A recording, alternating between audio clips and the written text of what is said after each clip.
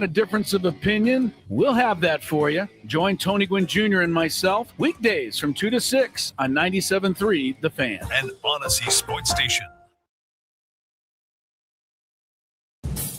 San Diego, it's time to fire it up. From the beaches to the ballparks, from the Gaslamp to North County, no one knows America's finest city like he does. You can't just punt on a Manny Machado prime year.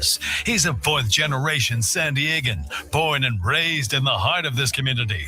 Passionate, opinionated, and always bringing you the real talk on your teams, your city, and everything in between. Braden totally knows his stuff. He's ready for the next step. That guy is good. Live and local, it's the Braden Surprenant Show. But I think Braden's one of the up-and-coming young stars in the media game in San Diego. Now, here's your host, Braden Surprenant. What's up, San Diego? And a happy Thursday to everybody out there in America's finest city. He's Frank Marchese. I'm Braden Surprenant. This is the Braden Surprenant Show, live and local each and every day from 10 to 2 on San Diego's number one sports station, 97.3 The Fan. For those on YouTube, having some issues with StreamYard myself, so we'll see how that goes a little bit later. But big thanks to Mark Grant joining us today on the Padres Roundtable. That was a fun time.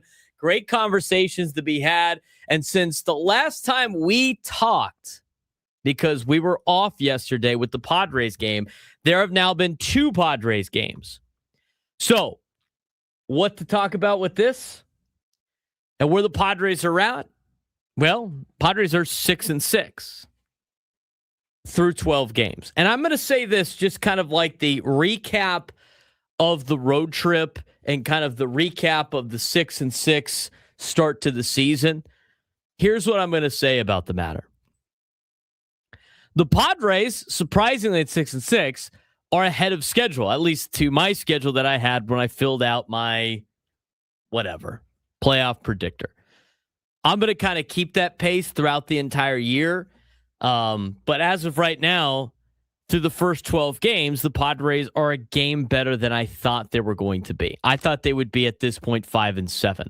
Not to say I thought they'd be worse than this team currently is playing. Not to think that I didn't think they were going to be good this year. Ended up having them win 91 games. Just for context, I thought it was going to be difficult for the Padres to make it through the first couple of series with the question marks with the starting pitching, with the way the schedule played out, having to take on Tarek Skubal and Framber Valdez at the beginning of the year, playing the Giants at home, having to go on the road and play in Boston when it's cold against a Boston Red Sox team that before the season started was expected to be one of the better teams in the American League. And then into a place like Pittsburgh where, aside from the last trip they had there, they have had not too much success. Oh, and by the way, they had a run into Paul Skeens. So with all of that being said, I thought the Padres would be 5-7. They're 6-6. So they're slightly ahead of schedule. What was the biggest takeaway from this road trip? I think the biggest takeaway from this road trip for the Padres is I think a lot of people could take a little bit of a sigh of relief on the starting pitching for a second. I don't think this is okay, cool, starting pitching is no longer a problem. I think this is more of a sense of, okay, the starting pitching seems to be a little bit better than what we thought going into the season. And that's going to continue again tonight with Randy Vasquez against the Colorado Rockies. Hopefully, Randy Vasquez can continue the success that he has had so far this season. I think it really is important for the Padres to have Randy Vasquez continue the success. Now, I don't think he's going to have a sub-1 ERA for the entire year. I don't think he's going to have a sub-2 ERA for the entire year. But the way he's pitching, he is doing an exceptional job and doing a great job for really filling in for the Padres in terms of the starting rotation when you have so many question marks. I thought Nick Pivetta 2 days ago had a pretty good outing. I thought 2 days ago, because Ben Higgins brought up this question on the roundtable about like the luck thing. I do think the Padres are getting a little unlucky, but I think the game 2 days ago was the definition of all right, well, that's a big hang with him, as Mark Grant would say. Because 2 games ago was you had a lot of things not go your way in that particular game.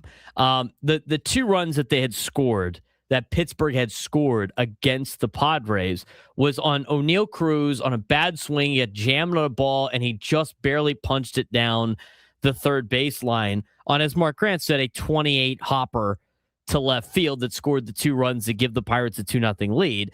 Xander Bogaerts answered with a home run against Paul Skeens. Didn't have that on my bingo card, let me tell you. Made it 2-1. And then you also had some bad, costly errors later in that game where things really spiraled out of control, where Gavin Sheets isn't going to get hit with a error, but that's a play that you should make at first base. Xander Bogaerts, mid-fielding, looked like he changed his idea or his decision-making on what he wanted to do with the ball. And so that spiraled into it, just a hell of an inning for the Padres defensively. Now, they were able to answer again and bounce back in the next day. But I thought that game was incredibly unlucky. And I thought Nick Pivetta pitched incredibly well in that game. I think he has had he's had a better start and 2 better starts since his first game against the Tigers. Michael King. I thought Michael King was gritty yesterday. I liked the way Michael King pitched yesterday. Sure, he had some base runners. He had some traffic. He gave up some hits, but he stranded runners. And aside from the 7th inning, where they let him go probably a little bit too far, I thought Michael King pitched great yesterday. I think Michael King is starting to settle back into what we've seen out of Michael King. So you got Randy Vasquez, you got Michael King. Nick Pivetta has looked really good in his last couple of starts as well. The rotation is starting to solidify a little bit, and enough to really calm down a little bit with the starting rotation. Now, I like German Marquez, again, part of this road trip, had a really bounce back outing. I think tomorrow, donning their brand new City Connects, I think tomorrow is a day that is very important for Walker Buehler, because I think he has the same level of pressure that German Marquez had on Monday. And that pressure is, you have another bad start. I don't know how much longer you're going to be on this team. I just, with everything going for the Padres, with them having to solidify the starting rotation, with them getting good performances out of Griffin Canning and of Matt Waldron in the minor leagues, with them expected to come back sooner rather than later, he doesn't have the luxury to have a clunker against the Rockies tomorrow night. And I would say really the same thing as German Marquez. They can't just have one really good start, be a one-off. They need to have multiple good starts in a row. I think you got to give them each 5, but Walker Buehler is going to be making his 3rd start of the season tomorrow, and that's going to be a very important start. I think that's the swing start of whether or not he's still on this team past April. But overall, at the road trip, you got to like the fact that they went 4-2 and balanced things out after going 2-4. I think the starting rotation, as I mentioned before, is the number 1 talking point of this particular road trip. Number 2, I like the way they played. I like how gritty they were. I thought in their opening series against the Tigers and their opening homestand against the Tigers and the Giants, I didn't see a lot of the gritty baseball that you saw in 2024, or some of the gritty baseball that you saw at a couple of points in 2025 that you've seen out of this team. They didn't look very good in those games. It looked bad across the board. In this road trip, you saw some of the grit back. I love the way that they played in Boston. I think in Boston, this Padres team really started to show what they're able to do and the confidence. And I think Fernando hitting that double off the wall in the 9th inning gave this team a little bit more confidence. Now, did it give Fernando confidence? I don't know about that. We'll talk about Fernando's offense later on in the show, because I've seen those tweets pop up about what could be the underlying condition of Fernando Tatis Jr.'s swing. We're going to break that down later in the show. But I thought you saw a grittier performance out of the Padres this weekend. Or should I say, this road trip. I thought you saw it in Boston on Saturday with that Fernando hit, as I mentioned. I think you saw it again on Sunday with the way that they battled back and answered every single time. I think you saw it even on Tuesday when they lost, the fact that they didn't give up to that point. I mean, they had a rough time defensively in that game, and I think that game was just an unfortunate event that you're going to have. I thought that was the definition of that's baseball, the game on Tuesday. But you had Xander get the run that they need, got the home run to make it a 2-1 ball game late in the game, got the 1 run against Paul Skeens. And then yesterday, I thought yesterday's performance was good. They didn't panic against Mitch Keller. Mitch Keller's done a great job all season long. I think they did a good job of getting guys on base. And then they had a good couple of innings where they had multiple guys contributing. I think you got to see a little bit of what this team could potentially be for the Padres in 2026. So you're at 6-6 right now. I think it's a lot better than what people thought before they went on this road trip when they were 2-4. They evened it out, winning 4 out of 6. And now they have an opportunity to rack up some wins here against the Colorado Rockies. The Rockies are not very good, but the Rockies have been playing good baseball. They just swept the Houston Astros. They are also 6-6 on the year. They are also a team that has given the Padres a lot of problems throughout history, especially the last couple of years. This is where you make the playoffs in series against the Rockies because you have to rack up wins against Colorado. And it's not who you play, it's when you play them. And right now, you're getting a really, probably a lot better of a Colorado team than you'll see all year because they're playing really good baseball right now. So this is a very important couple of weeks here for the Padres. Every single series is important, but there's certain times of the year where you really have to take advantage of situations. You're going against the Rockies, and then you're going against a Mariners team that has had worse, and I mean worse, at-bats and worse offensive production than you've seen out of the Padres. So that's my takeaway from the first 12 games. When we come back, we'll hear what Frank's got to say about the road trip, about what we saw in yesterday's game. We'll talk about the brand new City Connects. They look phenomenal. I like them as a San Diegan, getting the navy blues back and a little bit of the orange with the marigold. And I think the hats are sweet. I think they really hit it out of the park. We'll talk about the City Connect jerseys as well when we come back on the Braden Surprenant Show. San Diego's number one sports station, 97.3 The Fan. Padres conversations anywhere in San Diego. Check out 97.3 The Fan. One of the best stories in San Diego high school sports right now, Carlsbad softball. Last season, they went 8-15. This year, they're 11-0 and one of the top teams in the entire section. So what changed? It starts with the pitcher, and Sophia Tillis, who's 10-0 with a 0.54 ERA and nearly 100 strikeouts already. But here's the real difference. The players say it themselves. Last year, they didn't have chemistry. This year, they trust each other, and it shows. They're scoring over 8 runs per game, dominating opponents, and already beat defending champion Mater Dei Catholic. So here's the question. Was last year the failure, or was it the foundation for this breakout season for the Carlsbad Lancers? Because right now, Carlsbad looks like a championship team in high school softball in San Diego. This week in San Diego high school sports, it's all about turnarounds and top-tier dominance. In softball, Carlsbad High School has gone from 8-15 season last year to a perfect 11-0 start in 2026, emerging as one of the top teams in the section. In baseball, Frank, it's my Cathedral Catholic Dons that have continued to prove why they're number one. Yep, beating Rancho Bernardo High School in the Lions tournament for the Lions tournament title. And across the board, we're seeing elite individual performances from dominating pitching outings to record level track marks. It has been a heck of an open to the spring sports season for San Diego High School.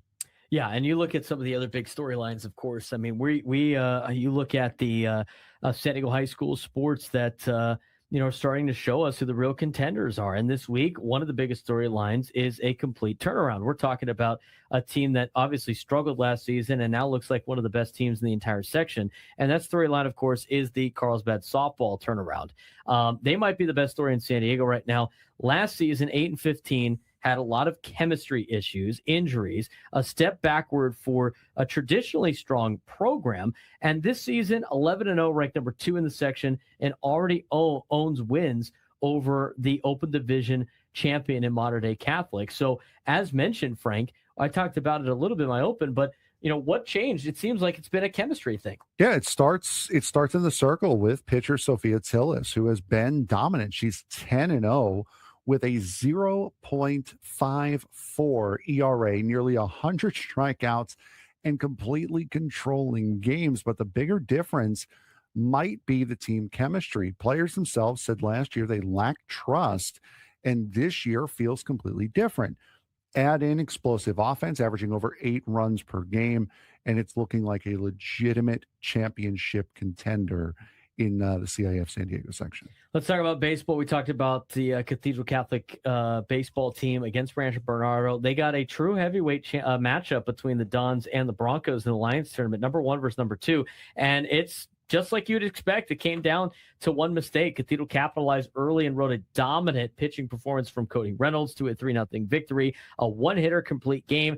That's what elite teams do. They don't need a lot of opportunities. They just need one. And right now, Cathedral Catholic looks like the most complete team in the county. But moving on, it sounds like we got some other performances around baseball and rising performances in the rankings. Yeah, absolutely. We're seeing some standout individual performances across the county. Freshman Colton Wyndham from Granite Hills went 10 for 13 in the Lions tournament. Jeremiah Jennings from Madison threw a no-hitter in the tournament as well. Track and field, Justin Richardson from Rancho Buena Vista jumped to number 1 in the state in the triple jump. That's the kind of talent that not only wins locally, but puts San Diego on the map nationwide.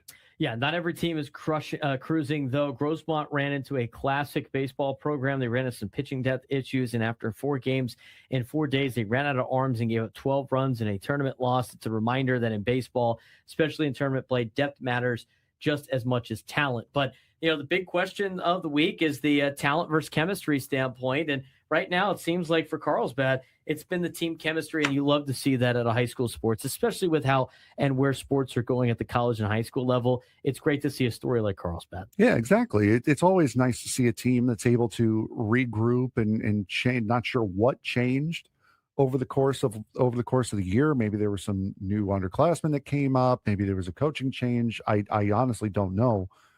But it is always nice to see a team that looked completely lost last year completely do a 180 the next season and really turn it around. It's really special to see. High school baseball, spring sports, high school softball starting to heat up here in San Diego. Easier to listen to The Scraby Show. The full show and each individual hour are available in podcast form on Apple Podcasts, Spotify, or wherever you get your podcasts.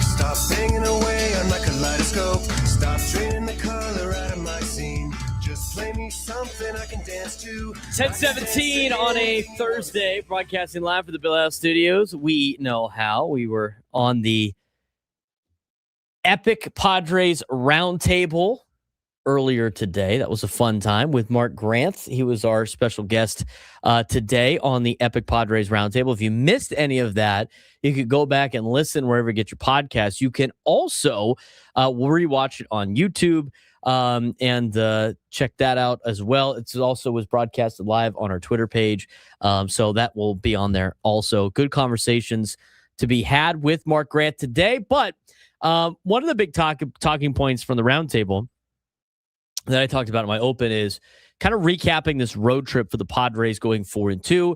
They're now 6-6 on the season. And before we dive into the new City Connect jerseys and hats and uniforms that they came out with today, with 7 other teams, I think everybody that got a City Connect this year announced theirs today. We'll talk about that in a little bit. I mean, they had some pretty cool stuff on the explanations of why they did some of these things. But I like the City Connects. I think they're a lot better than the last ones. I think they did a really good job.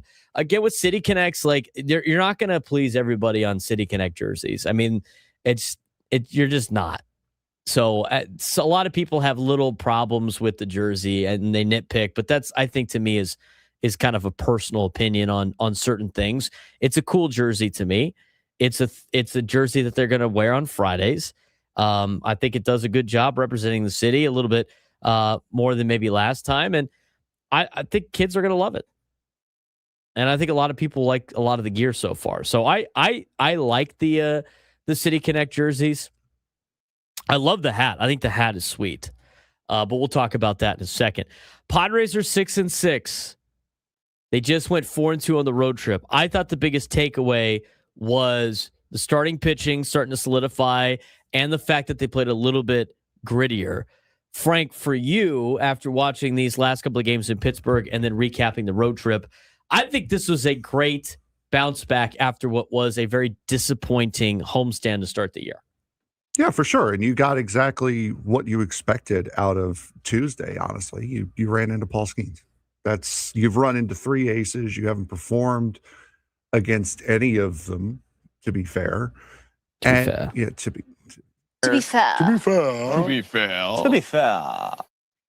And yesterday you cleaned up. You did exactly what you needed to do. It took a little while before you did it. I believe it was the seventh inning when the runs started coming in for both teams, but you turned it around. You turned around what was a bad homestand to open up the season, and you turned it into a successful road trip. That's something that you could have let spiral, especially after losing the first game in Boston. So you're already on the downer from losing at home. Now you go 5-1, 4-1 after that. So you turned it around in a big way. And as I said on Tuesday, coming home 6-6 is not bad at all. I would absolutely take that right now. I would too, especially with the way the season started. There was a couple other stats that were mentioned on the roundtable that I thought were interesting that Elo talked about. I think the Padres have inherited 9 runners. And I think 8 of them have been allowed to score. I mean, those are numbers that you're not going to see out of your bullpen a lot throughout the year, especially the bullpen that the Padres have assembled.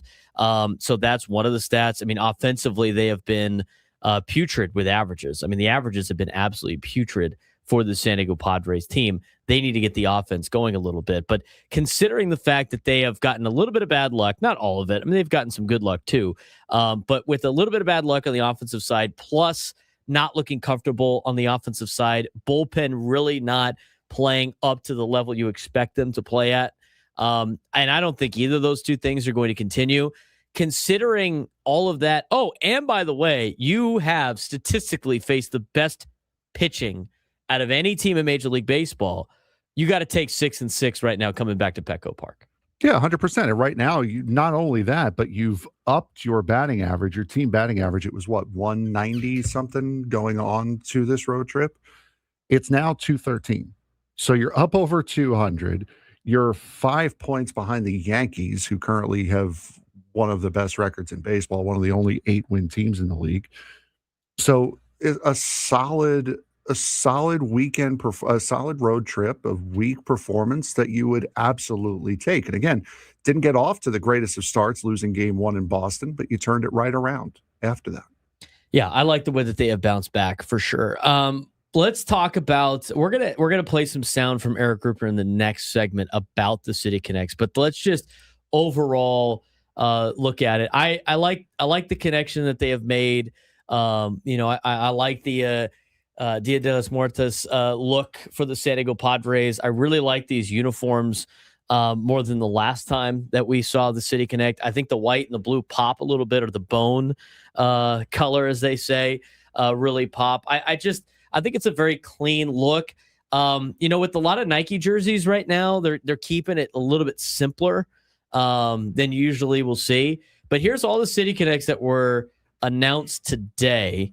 And, I like the Padres one. I think it's clean. I think it's, again, the City Connects are going to be a little different, and they're not going to be everybody's cup of tea, if you will. But in comparison to what the Padres City Connects were, I think this does a really good job of representing the multi-cultural city that we have in San Diego. I think it really signifies what the colors of San Diego are, especially with the blue. I love the blue. I think you get a little bit of the hint of the blue and the orange as well, like you got from the 90s. And when we talk about the descriptions of why they did everything, I think the Padres did a really good job with these uniforms. Some of them in the City Connects that got announced today are interesting to say the least. Like, I get what Texas is doing, but like they're very bland. They don't really do anything. I think the Royals one is clean. Baltimore's got a little bit too much going on with theirs, and we're showing them right now on the YouTube. I don't know what happened to Paul Skeen's legs on this picture. That's always interesting. They just rode Acuna's picture all the way up. They just didn't want Skeen's socks to be shown or something. It's fun. It's also interesting. A thing that I'm seeing here. I don't mind the Pirates ones. Those are kind of cool. The hat's sick. The morning show got theirs. Oh, they are. They're pullovers. Yeah, they're not actual. They're not button-down jerseys. I like that. Are the Padres the only ones with those? No, the Braves have pullovers also. The Braves are also the non-button-down. I like that. I like the fact they're pullovers. I think the Pirates ones are really cool. I like that yellow hat. Hat looks good. I think a lot of the City Connect hats are money. Yeah. Oh, 100%. In fact, I don't know if you can dog really any of the hats. The Brewers are. The problem with the Brewers jerseys to me is I see that W and I think of the Nationals. Yeah, and also the fact that Nationals have an alternate that's the same color. Yeah, their City Connect kind of looks like that already. Yeah. Cincinnati's is relatively the same like they had last time. It's black. They have red now instead of black. Yeah, the C is white when it was red on the last one. The jersey is red now when it was black. Baltimore's I don't mind. Atlanta's just looks like another alternate that they've had. Atlanta looks like a throwback. It looks like a modernized version of a throwback jersey. I saw the Royals catching so much flack for that jersey. I like it. I don't mind it. I don't get the pink though. Is that a Kansas City thing? I do not know, but I don't mind that jersey at all. The Royals look good. I don't mind the Royals. I think the Pirates are pretty money. Those are some cool uniforms. I mean, I know some people have their comments about wearing black pants, but again, and red pants for these teams. But again, that just looks like an alternate that they've had. It looks like their black. It looks like their normal black jersey, just instead of Pittsburgh on it, it says Pirates. The hat looks amazing. Well, I don't understand why you're doing City Connects and you don't put your city name on the front. That's what I don't understand. Like Atlanta's got Atlanta, Texas has, Tejas, whatever, Wisconsin, San Diego, Baltimore, B more, Cincinnati's got the C, but like the Pirates and the Royals are going with their team name. I get that you usually wear your team name at home and you wear your city on the road, but if they're City Connects, I don't know why that's not like the standard of having the city name on the jersey. I don't know. And I mean, if you want to go with that, Wisconsin, I get it, but like Milwaukee, Brewers aren't following that either. Yeah, but at least it's their location. It's their location. Yeah. I mean, they're trying to incorporate their entire state to be fans of the Brewers. I don't mind it. I love the Padres hat. I think the jersey's clean.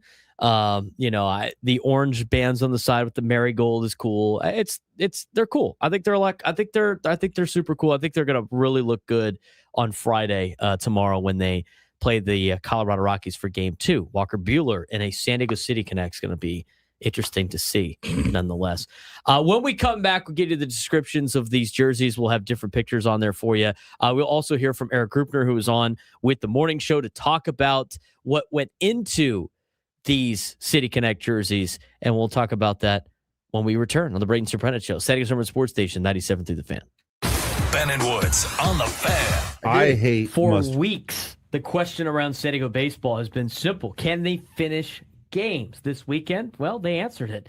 The Toreros just swept Santa Clara, and they didn't just win; they dominated 3 straight games of complete baseball, strong pitching, clutch hitting, and lockdown bullpen performances. After struggling all season to close games, USD finally flipped the script. They finished innings, they finished at bats, and they finished the weekend with a statement sweep over the Santa Clara Broncos.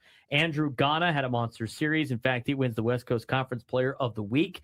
This week, the pitching staff was lights out, and for the first time all year, you saw consistency out of the Toreros. Now the big question: was this a turning point in the season or just a hot streak, because if this team really figured it out, the rest of the West Coast Conference should be on notice. We've been asking the same question for weeks about San Diego baseball.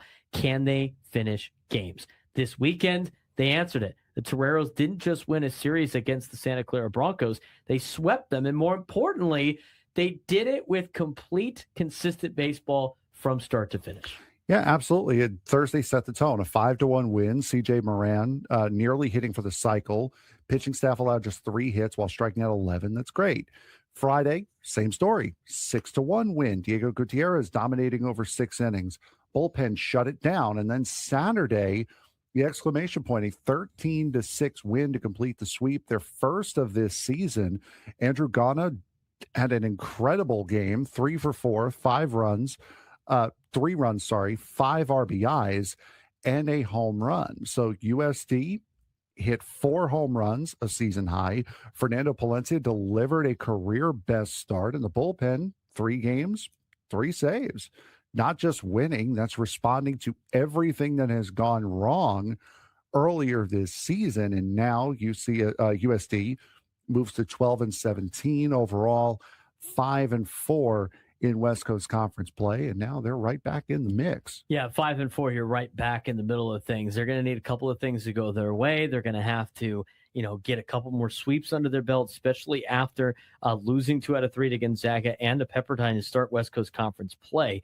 They're going to have to really much flip the script the rest of the way. Can't have any more miscues if they want to be able to do damage in the West Coast Conference tournament, which they have to clinch first anyway, because not everybody makes the WCC tournament. Now, the positive sign out of this, of course, is they have a West Coast Conference tournament, which you have to win to make the NCAA tournament anyway, and nobody in the WCC is making it as an at-large. That ship basically sailed, when they could not get enough wins under their belt with the schedule that they had. So it's make the tournament first, the West Coast Conference tournament, and then there's where you have to win. I mean, there's been a lot of times where they have won the conference outright, like last year, won the conference outright, didn't win the championship game in the tournament, didn't go to the NCAA tournament. So trying to be spoiler this year in that particular sense. But, what changed for this team?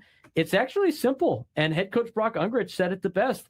The F word. Wait, hold on. I can't dump. Hold on. What is it? The F word. It's finish. Oh, it's wrong. Finish. Wrong F word. My bad. For weeks, this team lost late leads. They went cold offensively. They couldn't string together complete games, but this weekend they finished innings, at-bats, and games, and you saw it everywhere. Clutch hitting with 2 outs, bullpen locking down late innings, offensive depth top to bottom. That's the difference between a struggling team and a dangerous one, quite frankly. Yeah, absolutely. And then moving over to softball, softball had a strong week as well. They took 2 out of 3 from LMU, Loyola Marymount. Thursday, a 6-3 win, a big swing from Taylor Johnson's 3-run homer. Friday, a 3-2 win with a clutch 5th inning comeback. Strong closing pitching to seal it. And then on Saturday, you had a chance to sweep. Unfortunately, came up short, 11-6, but showed fight after a rough start. So a solid week for USD baseball and softball. Yeah, USD ended up winning the series. As Frank mentioned, they improved to 3-2 in West Coast Conference play. And just like baseball, they're responding. So did those weekend change the trajectory of San Diego baseball season? Because the reality is, a week ago, we were talking about a team that couldn't close games, stuck under 500, looked like they might fall out of the West Coast Conference race entirely. But now, sweeping a conference opponent, got elite starting pitching, saw their lineup explode, and most importantly, finished everything. This is where the season can flip. And it either was 2 things. It's either a 1-week hot streak, or this is the moment where USD figured it out, because if they play like this, they're not just competitive, but they're a real threat to win the West Coast Conference. Now, this week on Tuesday, they will play the Anteaters of UC Irvine, who had been struggling in the Big West play. They play them Tuesday at Anteater Ballpark in Irvine. And then they have a huge conference series at first place, San Francisco. The Dons, currently in first place right now. Great opportunity for the Toreros as they will play day games this weekend in San Francisco. So pretty much a big measuring stick for USD to see if they can continue to do damage in the West Coast Conference. We'll keep you updated on how they did next week.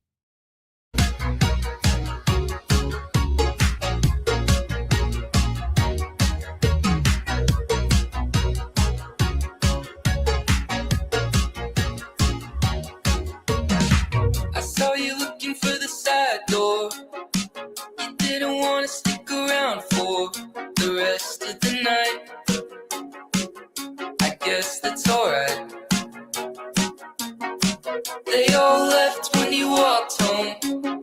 It makes sense that they all know it was only for you. All guests join us on the SDCCU fan hotline. It's not Big Bank Banking. It's Vedder joining us at 1 o'clock, right, Frank? We changed to 1 o'clock.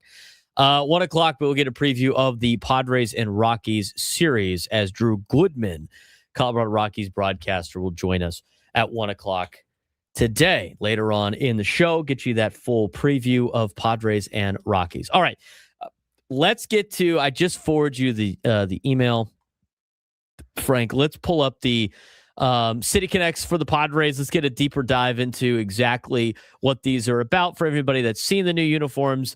They have a lot of good descriptions about why they did XYZ, what the cap entails, what the sleeve patch is, everything like that. So I'm going to let Frank get that going on YouTube. But for everybody driving around, the new City Connects are, I think they're really cool. I like them. I think I like them more than the last group of City Connects. And not to say that I didn't like last time of the City Connects. I think they did a good job. I think they're going to pop on Friday when you see them in person.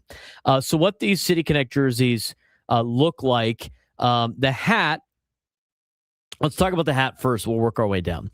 With the hat, it features a bone crown. Okay, so here's the deal. The crown of the hat is like the part on top, right? That part is it's bone colored. So it looks white, but the exact color is bone.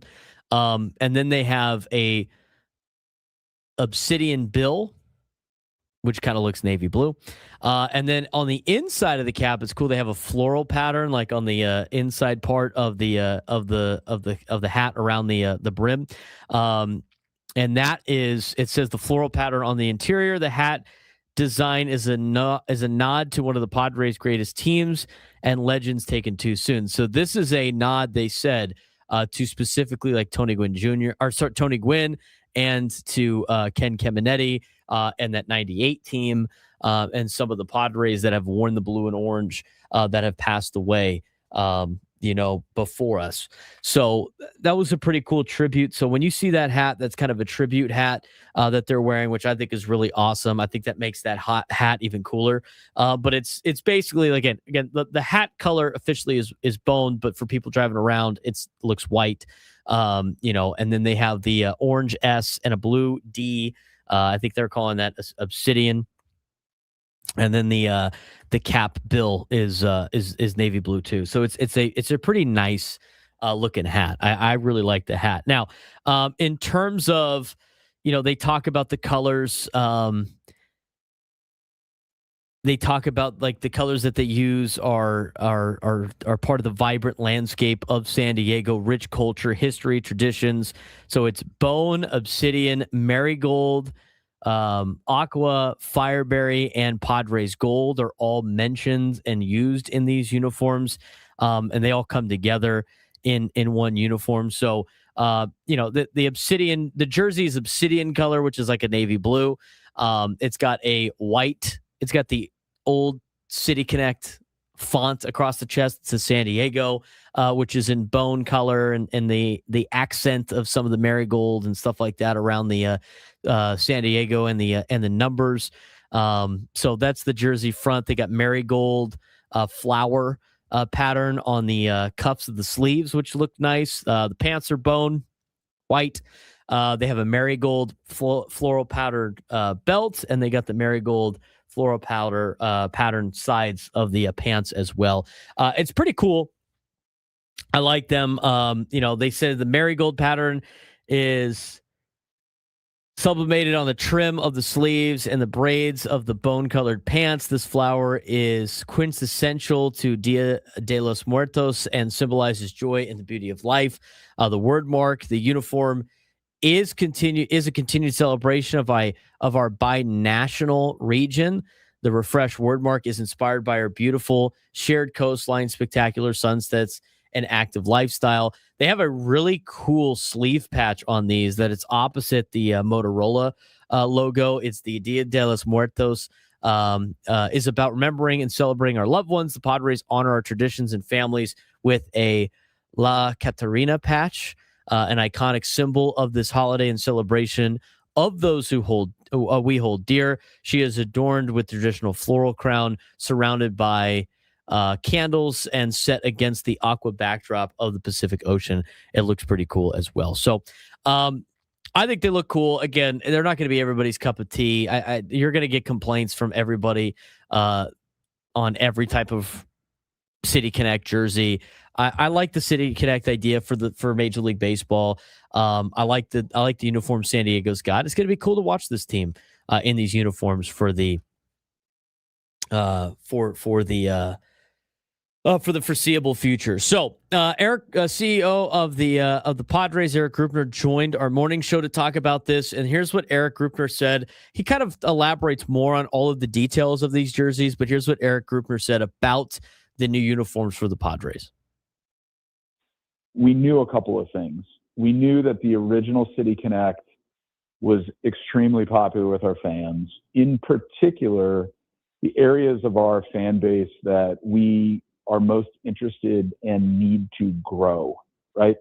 Our average season ticket holder is a 53-year-old white male. We love 53-year-old white males. I'm not far off that demo myself. Same. Was sort of super serving with the brown and gold. Everything we do with our regular uniforms, I think, really hit that core of our fan base, and is awesome. And we always want to make sure we're thinking about that core first. But as we look ahead to continuing to grow this fan base for decades to come, it's going to be what we focus on as our key growth demos, which are young adults, so Gen Z, millennial, and increasingly, that bleeds into Gen Alpha. It's kids and marketing responsibly to families with kids, and it's Hispanic and female fans. And our original City Connect was so well received by those key growth demos. It became, as you guys know, the back to school hat. It was like the hot Christmas gift. Yep. If you were going back to school, middle school, high school, you wanted that mint green with pink hat. And I think we nailed it. I think we also nailed it with a lot of those key growth demos, and more largely our population in San Diego and Baja, when we tapped into the idea that we share a binational culture and region. And that's never really been controversial in San Diego, which I think is amazing and awesome. So we wanted to stay rooted in sharing, celebrating rather the binational region and culture. And I had sort of a seed of a thought that came to me around Dia de los Muertos, and the idea that it was going to give us the opportunity to lean even deeper and in a more meaningful way into the celebration of our binational region and culture, and do it by adding the celebration of our families and our traditions, which are so tied to baseball and the Padres in our region. And I think we've got the opportunity, with tying it to Dia de los Muertos, tying it more universally to the celebration of tradition and family, to really give a rich opportunity for our fans to come in and make that connection for themselves. What did the Padres mean to their father, their mother, the grandparent that first took them to a baseball game? Maybe it wasn't a Padres game. There was a connection to baseball that led to a connection to the Padres, that led to a love of this team and this city and our pursuit of a World Series championship. And then also honoring the tradition of the Padres family. And we did that very directly in our launch video with 5 photos on the ofrenda.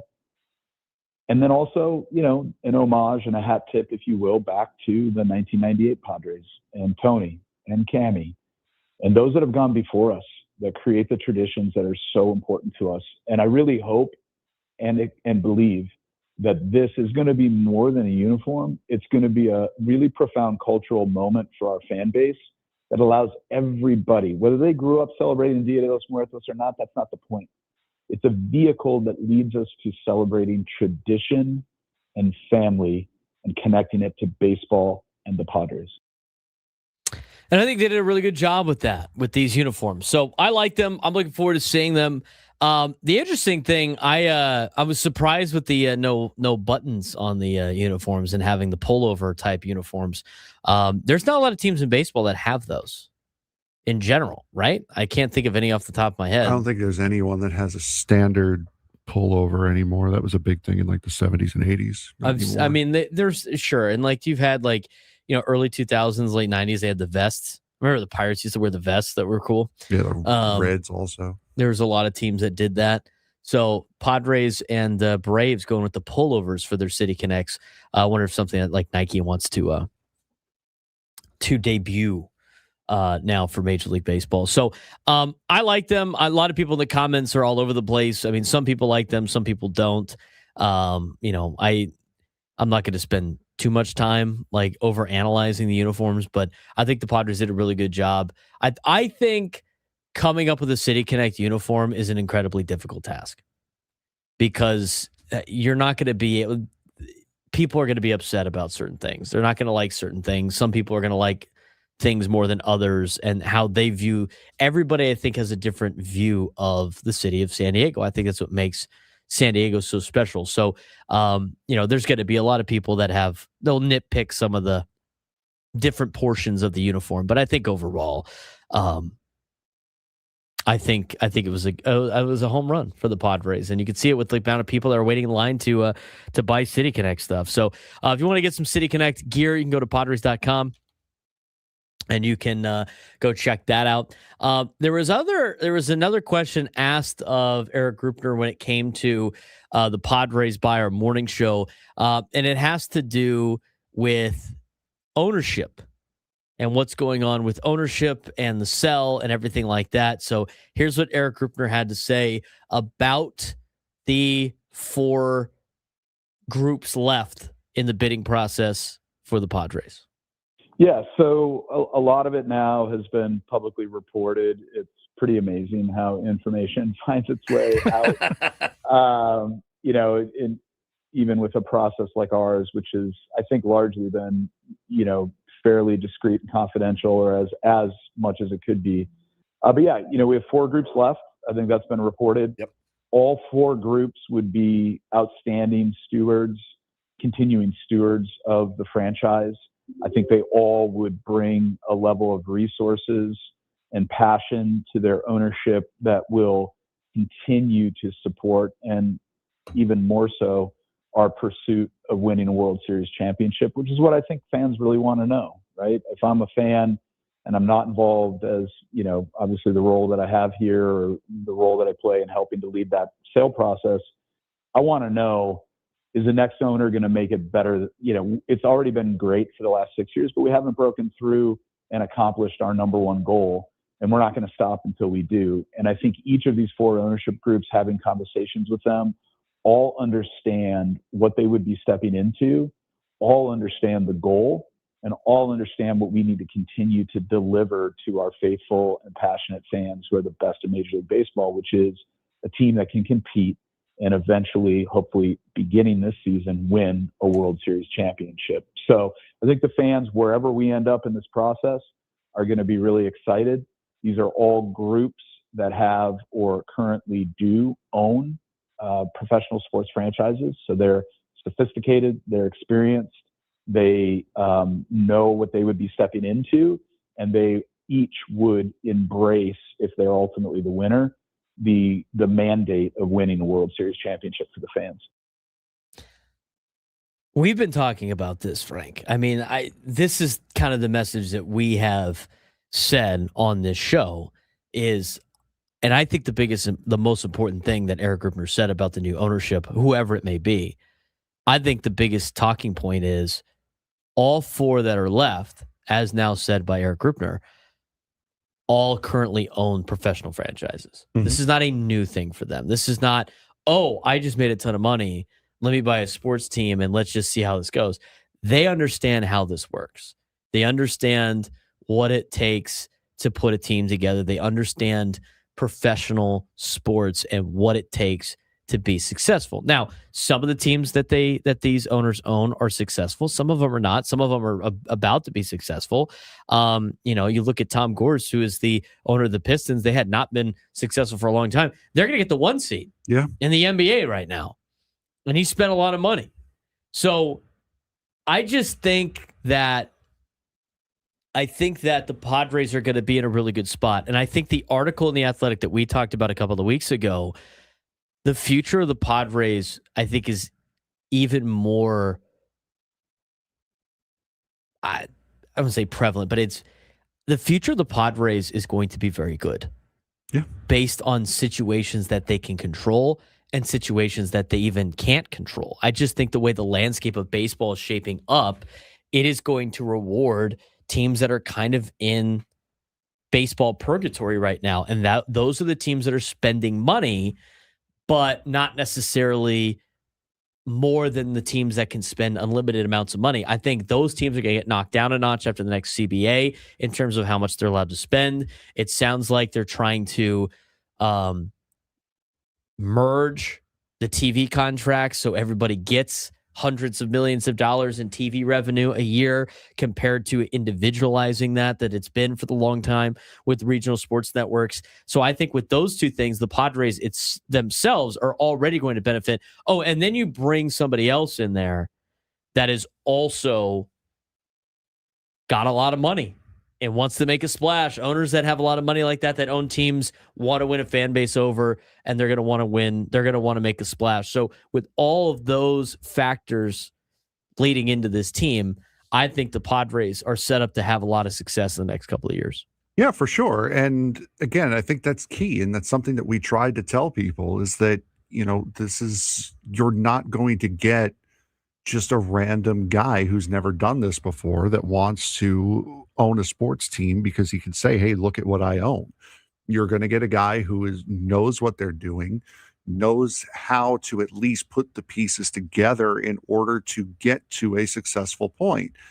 And that's why we said that the Padres are such a unique opportunity, not because teams this good don't go on sale often.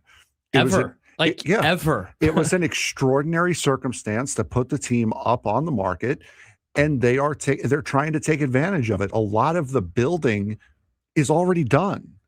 Now you have to just find those last couple of pieces, put them together, and then get the win instead of tearing it down, going out and rebuilding things in your own image and hopefully getting to where the Pistons are, getting to where Roma is, getting to where Chelsea is. That you have that's all done. You just have to add a couple of extra pieces to it in order to make it work. So that whoever is getting this knows that they are getting a contender and feels as though they know what needs to be done. It feels as though they have the pieces to be able to get them over the top. I also think every group that's left has some exciting factor to him. Yes. If you look at the Lacob group, he's won so many championships with the Warriors, right? Mm-hmm. I mean, that has been the standard for the NBA. Yeah. Now, this year, no. I mean, a lot of those guys are aging now, but with Lacob, it's the championships with the Warriors. You look at what's his name? The guy that owns AS Roma. Yeah. He's originally Feliciano? from San Diego. No, he owns Chelsea. I want to call him Friedkin, but he's not Friedkin. But you know who I'm talking about. So he's got the San Diego connection, and he's I think is worth the most in terms of his net worth. Oh, it is Friedkin. It is Friedkin. Okay, so it is Friedkin. He's worth $10 billion or something crazy like that. He owns 2 teams. He lives in Houston. I mean, he's got tons of money. I think that's interesting, and he's a local guy, right? I think then you look at you get the appeal of the local guy buying the team. I think that's good. Lacob is the guy that has won multiple championships. You have the Feliciano group that is. Are they co-owners of Chelsea? Is he a co-owner? Yes. He's a co-owner with the people that own the Dodgers. I think that's an interesting side of things too. I mean, that might be, and they've butted heads in the past, so that could be a spite. I need to buy this team to go after the Dodgers kind of attitude. So that the storyline of that situation is interesting too. I'm not saying that's why he's buying the team or why he put a bid in. I'm just saying that there's some interesting underlying conditions here with him. And then the last group with Tom Gores, Like, that one's interesting too because he owns 27% of the Chargers. And the thing that makes that interesting is he owned a small percentage of the Pistons before he took over the Pistons. And so I said it on opening day. I mean, he's gotten the Pistons the number 1 seed right now in the NBA. But I'm going to tell you, like, that makes it interesting to me, his ownership of the Chargers. That's all I'm going to say about that. When we come back, we'll talk about the 2 starting pitchers from the last couple of days and how they did in Pittsburgh. Hey, it's Gravy, and if little things in life annoy you, then you are going to like the Daily Gripe. I'll share my pet peeves with you, and I'll feel better about it. The Gravy Show, weekdays, 6 to 7 p.m. on 97.3 The Fan. Play your best at Singing Hills Golf Club, now celebrating 70 years of unforgettable golf. Immerse yourself in 3 renovated courses with pristine views of the beautiful Dehesa Valley. After your round, unwind at Red Tail Bar and Grill, serving an array of Southern California-inspired bites and drinks. Don't forget to sign up for your Singing Hills card for discounts on tee times, dining, and more. For more information and to book your tee time, visit singinghillsgolfclub.com. At Vedder Coffee, the best drink ever lives up to its name. Try it in 3 fan favorite flavors: banana pudding, cinnamon pistachio, or honey lavender. And matcha lovers can join in on the buzz with the honey lavender matcha. Find your favorite at Vedder Coffee. $18.5 million settlement for a motorist leg injury? Believe it. It happened with iAccidentLawyer.com. The name you know, the name you trust. It's the way to go. Call 800-920-0810. Results vary per fax, no guarantee. Corey Higgins and Independent Associated Counsel Ted Wacker, 1000 Newport Center. When you're hiring, have you ever felt like you're missing out on meeting truly great candidates for your roles? It seems impossible to find them, but they have to be out there somewhere, right? Well, they're not hard to find when you know where to go, and that place is ZipRecruiter. And right now, you can try ZipRecruiter for free at ZipRecruiter.com/radio. ZipRecruiter helps 10 million people with their job search every day. And because these people are actively looking for jobs just like yours, it's easy to find the right person right away. In fact, 4 out of 5 employers who post on ZipRecruiter get a quality candidate within the first day. But if you're not using ZipRecruiter, you're missing out. So see what it's like when the impossible is easy. When you go to ZipRecruiter.com/radio right now to try ZipRecruiter for free. Once again, that's ZipRecruiter.com/radio. ZipRecruiter.com/radio. Never miss out on great candidates with ZipRecruiter. Running a business means wearing multiple hats. So if you're like me, you probably started out using your personal phone, taking client calls and texts nonstop. As my business grew, I needed something smarter. That's when I switched to Quo, the #1 business phone system. Quo works right on your phone or computer. No carrying 2 phones, no clunky landline, just one easy app you can try for free. Your team can share one number and handle calls and texts together like a shared inbox. Any teammate can jump into the conversation so customers get faster responses. And Quo's AI assistant summarizes your calls and responds to customers 24/7, so you never miss a lead or opportunity. All this starts at just $15 a month. That's basically 2 coffees. You can even keep your current business phone number. Find out why 90,000 businesses trust Quo. No missed calls, no missed customers. Try Quo for free at quo.com/sports. That's quo.com/sports to try Quo free. QUO.com/SPORTS. It's Deck Days at Lowe's, and the savings are stacked. Right now, pros get 15% off all in-stock composite decking from top brands like Trex, TimberTech, and Decorators. Plus, get a free DeWalt 20-volt max 5 amp-hour battery when you buy a select DeWalt tool. The deck's stacked in your favor with brands pros trust. Our best lineup is here at Lowe's. Valid through 4/22. While supplies last. Selection varies by location. My name is Christine, and I'm a widow. My husband, Ryan, was a healthy 34-year-old, and 3 months later, he was gone. Thankfully, he had life insurance. Ethos made it so easy. You can get a quote in seconds, apply in minutes, and get same-day coverage. 100% online, no medical exam. Life insurance didn't take away the loss, but it did give us the space to just grieve. Get your free quote at ethos.com/protect. Ethos.com/protect. Paid spokesperson. Time spent on application may vary. Online health questions required. Padres, Rockies, today. Morejon kicks and deals, and a swing and a miss. Pre-game 5:40. First pitch 6:40. The Padres play here on 97.3 The Fan. KWFN and KWFN HD1 San Diego. Hey, it's Chris Ello from Gwynn and Chris. Tune in for sports talk with a little bit of nonsense mixed in. That's Gwynn and Chris, weekdays 2 to 6 p.m. on 97.3 The Fan. And Odyssey Sports Station.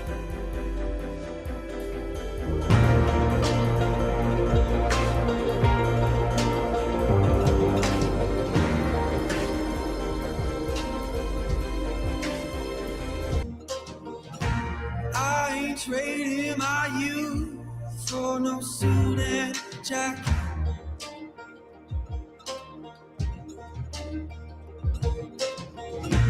I give him my freedom for your money instead.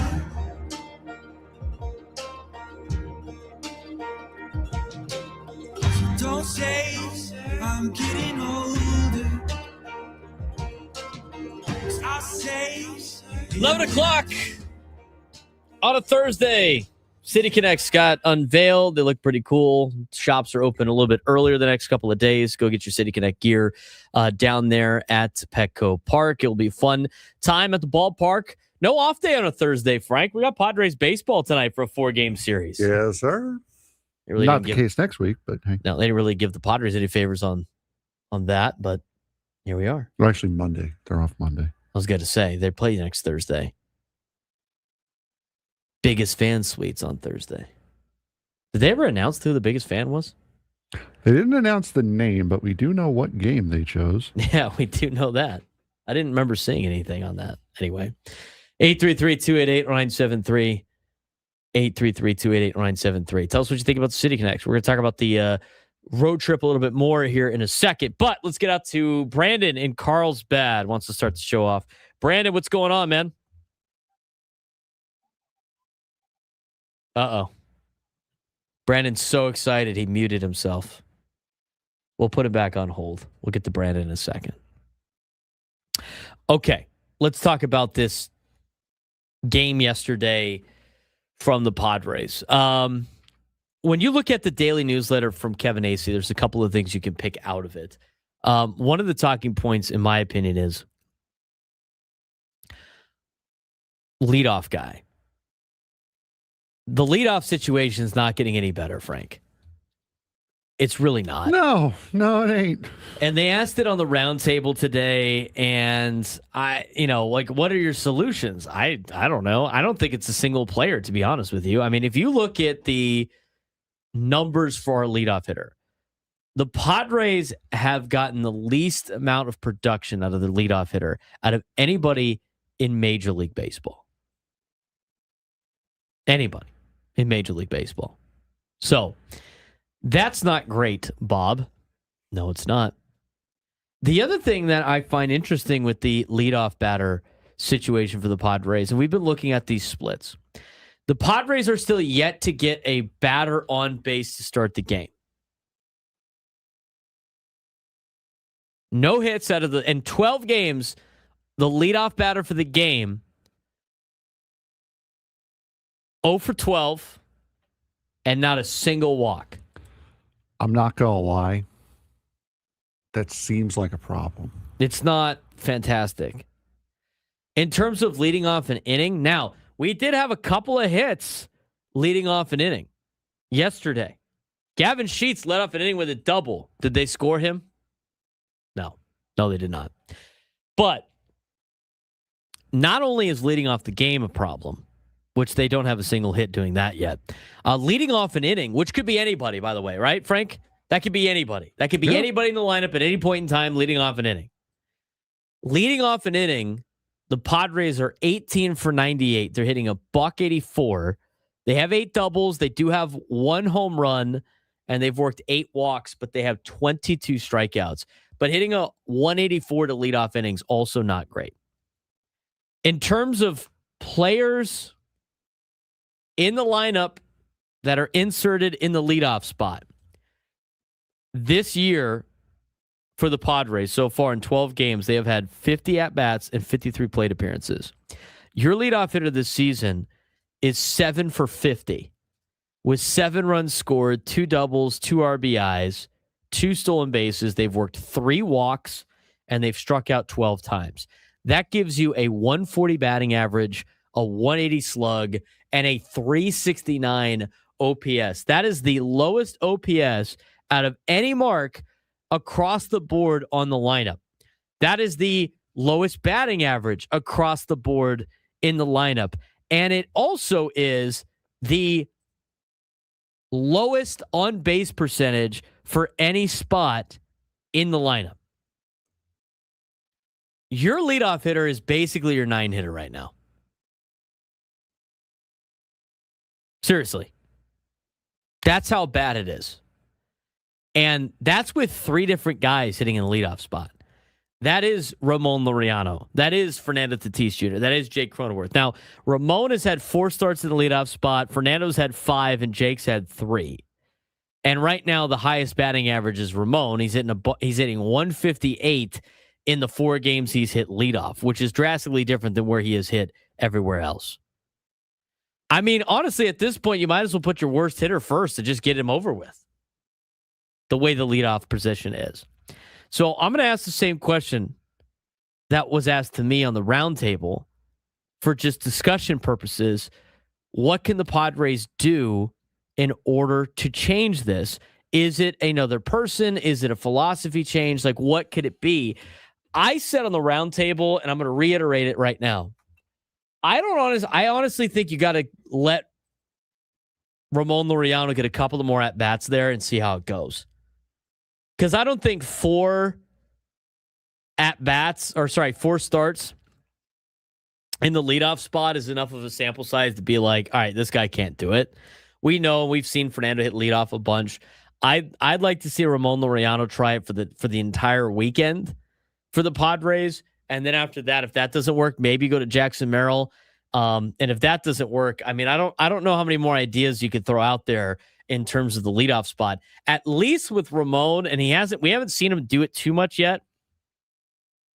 But at least with Laureano, the guy's going to see a lot of pitches. He's going to work counts. He's going to be a professional at bat. We talked about that with Mark Grant on the roundtable about what he is in the box and what he instills for pitchers. But you can move Fernando there. At this point, like, I'm the biggest advocate for Fernando batting leadoff. The way he's swinging right now, I don't want him getting up as many times as possible. You might have to move him down in the order until he figures it out. We're going to talk about Fernando and his offensive woes in a second, some of the deeper dives in the analytics of why he might be performing like he is. But overall, I think you got to continue to run with Ramon Laureano for a couple of games to try to get more of a sample size, because you're not getting a lot out of your leadoff spot. And as an offense that is hitting as a team 140, you need to have better leadoff at bats, and not only to start the game, Frank, but also throughout the contest.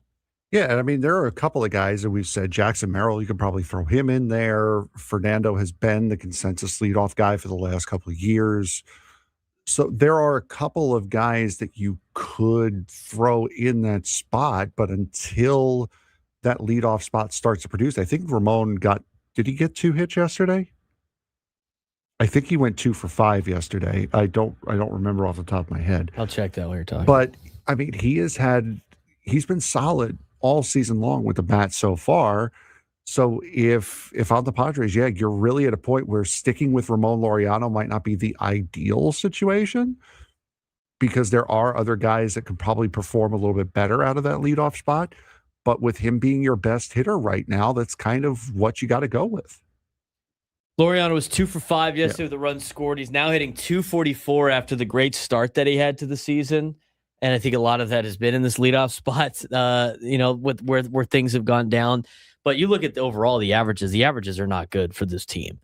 Your best batting average right now is Miguel Andujar. He's hitting 310. I mean, Miguel Andujar has been a great pickup for this team, for the Padres. But as I said on the roundtable, and that's a different conversation I think is interesting too, is what do you do with the Andujar, Castellanos, and Sheets situation? Yesterday, all 3 of them were in the lineup, but then you sacrifice a little bit on defense. Is that something that you should keep continuing because you need to look for the offense? We'll talk about that in a second. But I think your move right now is Laureano in the leadoff spot. I like Fernando batting leadoff. I think he needs to get right before you can have him bat there all the time. And I think he does a good spot in the number 2 spot also. I think it's a little bit better for him, but you got to get his average up. He's hitting below 200. And not only that, his OPS is 544. I mean, that's one of the worst OPSs on this team, aside from Ty France, and Ty France hasn't had a lot of at-bats. He's only hitting $125. I mean, 544 is the worst on the team that starts every day. Second worst. He's better than Cronenworth. And Jake's hitting 171 with a 529 OPS. And thank God he hit a home run yesterday with those 2 RBIs. It was great to see Jake hit one over the fence. You could tell it's been bothering him with the way he's been swinging. But that's why I like Jake Cronenworth in the number 9 spot. I think you keep that the same. And, at this point, I got to see a little bit more out of Ramon Laureano. Not out of Ramon. I got to see more of Ramon Laureano in the leadoff spot before I move him out of there. Because out of all of the players that are hitting the best, he is at the top of the list, with the exception of your platoon guys, which are Castellanos and Andujar. I like the way Laureano's swinging the bat. Even though he's hitting 244, he's going to give you competitive at-bats. He's going to grind out counts. He's going to at least start the game off and make you throw a lot of pitches. And I think you continue to roll with Laureano in the leadoff spot. Maybe you got to move Tatis down to a little bit lower in the order. Maybe that's something you have to do. We're going to talk about Fernando in just a little bit. But I look at the situation with the leadoff spot, and I find it to be, I don't necessarily know there's too many solutions. I think it's kind of a wait-and-see process right now, Frank. Yeah, and it's right now the whole of the offense isn't hitting. You're in the bottom 5 teams in offense right now in Major League Baseball. So it's not just a leadoff problem. It is a whole offense problem. And you've had now 12 different lineups, 12 different days. One was more or less the same, just with one player swapped out, but hitting in the same spot. You can't really make too big of a judgment off of that. You have to go out there. You have to try to figure out what is going to work with this team in order to get the offense going. And I don't want to hear anything about a World Baseball Classic hangover. I've seen the numbers. I know that a lot of the guys that were in the World Baseball Classic are not hitting well. I understand it. I don't want to hear that as an excuse, because those were playoff style games. Now you're at the very beginning of the season. These games matter. You should be on. You shouldn't be ramping back up to get into playoff, to get into regular season game mode. Manny was hitting well. Fernando was hitting well. The energy was there for both of those guys.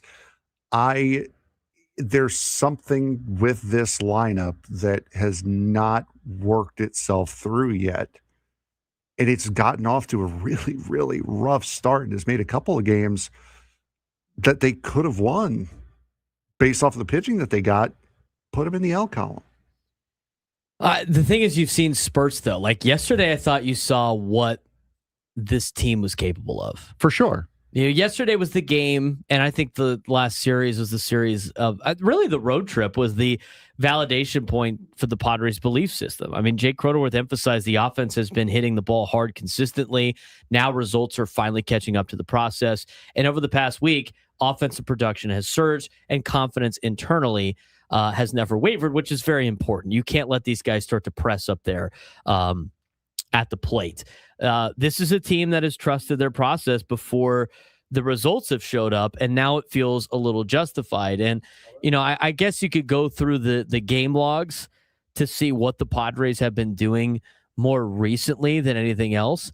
But if you look at their 6-2 stretch that they have had, or 5-2 stretch that they have had, the offense has been a lot better than what it was at the beginning part of the season.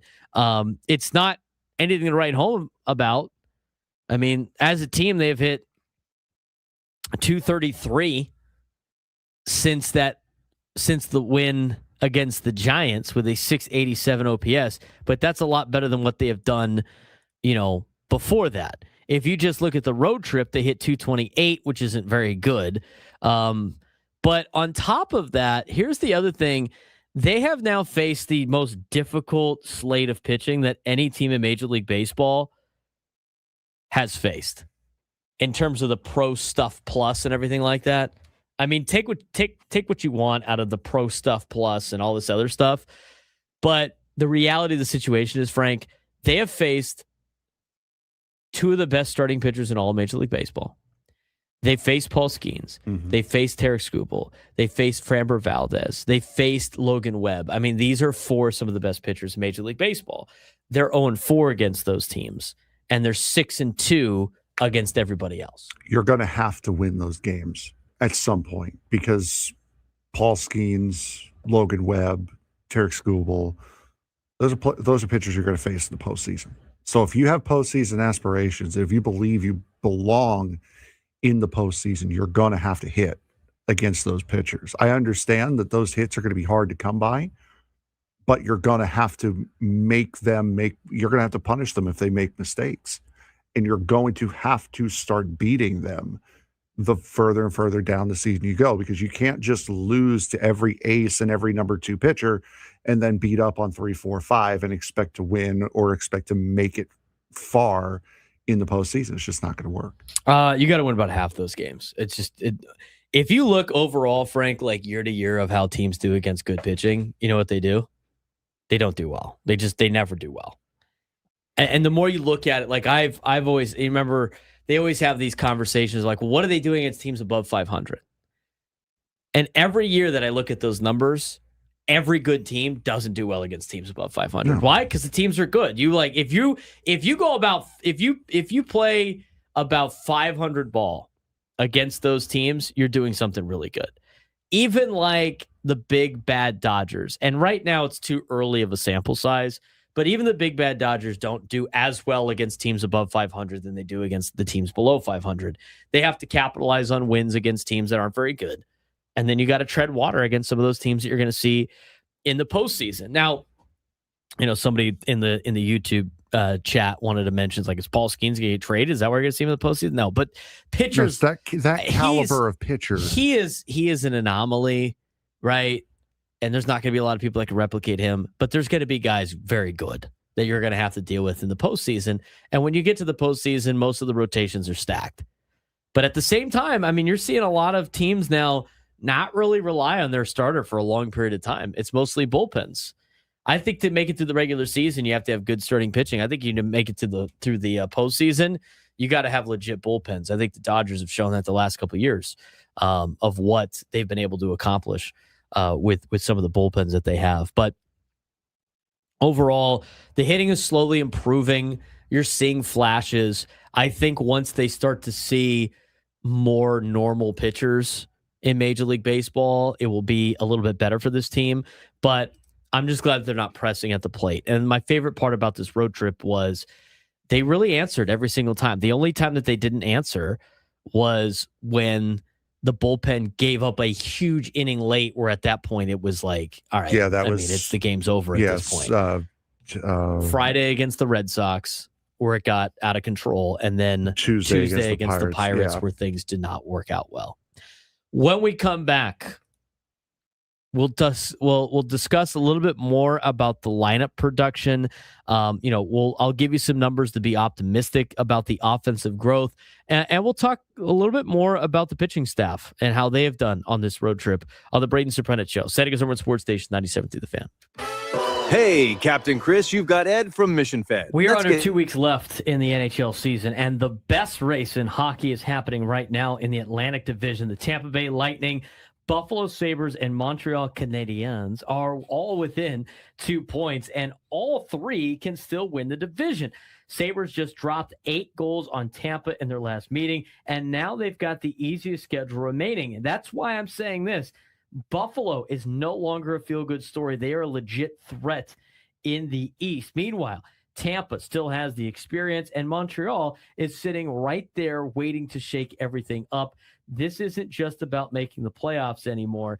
It's about who gets the path. And right now, the Sabres might be holding all of the cards as we get ready for the final couple of weeks of the NHL season. All right, we're inside 2 weeks left of the NHL regular season, and things are getting real. Playoff spots are being clinched, divisions are tightening up, and we've got one of the best races in hockey happening right now in the Atlantic Division, Frank. Yeah, absolutely. Playoff clinchers, as it sits right now, the Tampa Bay Lightning and Buffalo Sabres are officially in the playoffs. Buffalo breaking what was the longest active playoff drought in professional sports in the United States.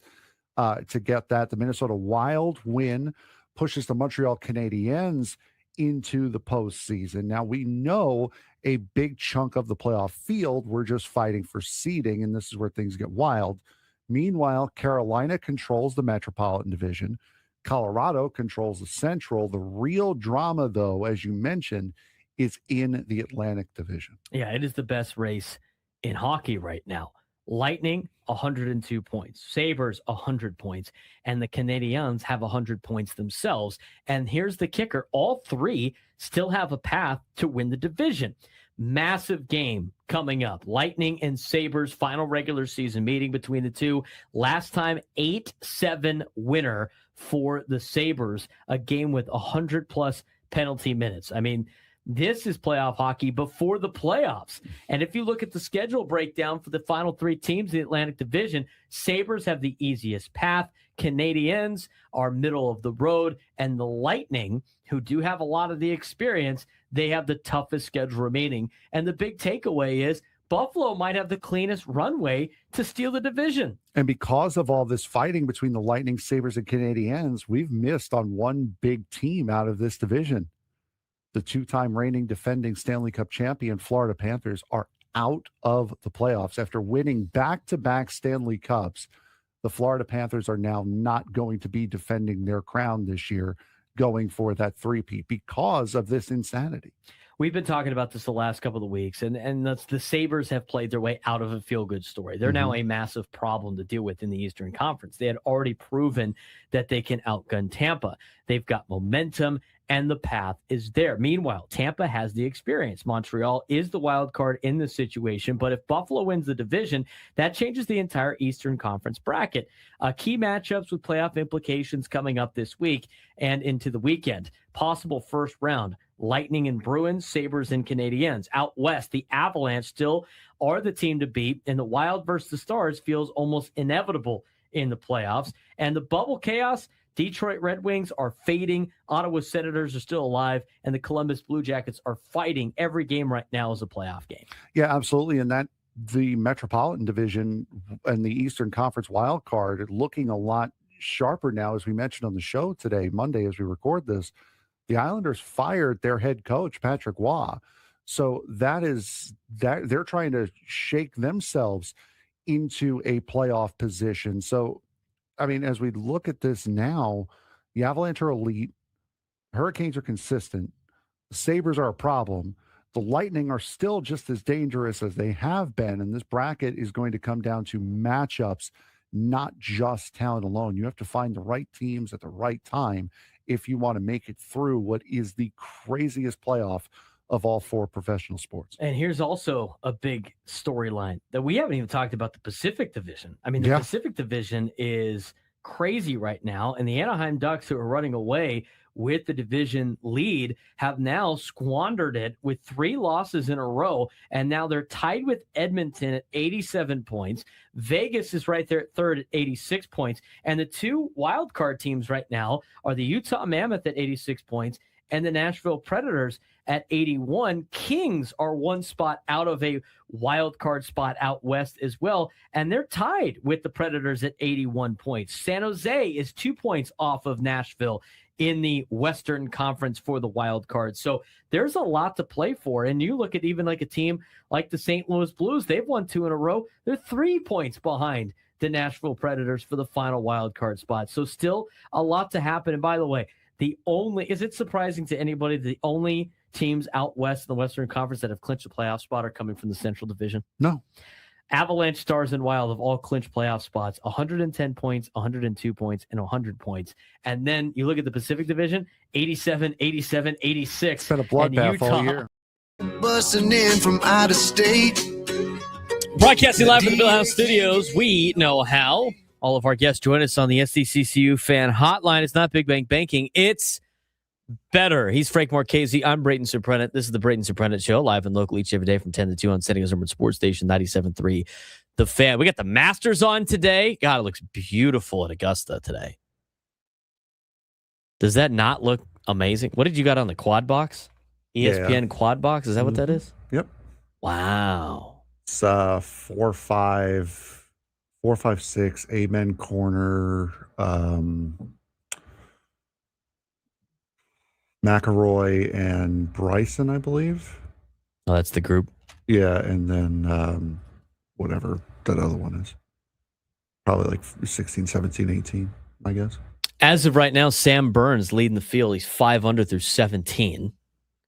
Kurt Kitayama's 3 under. He's already finished the first round. Jason Day tied for second with Rory, Patrick Reed, Tommy Fleetwood, and Shane Lowry. They're all 3 under.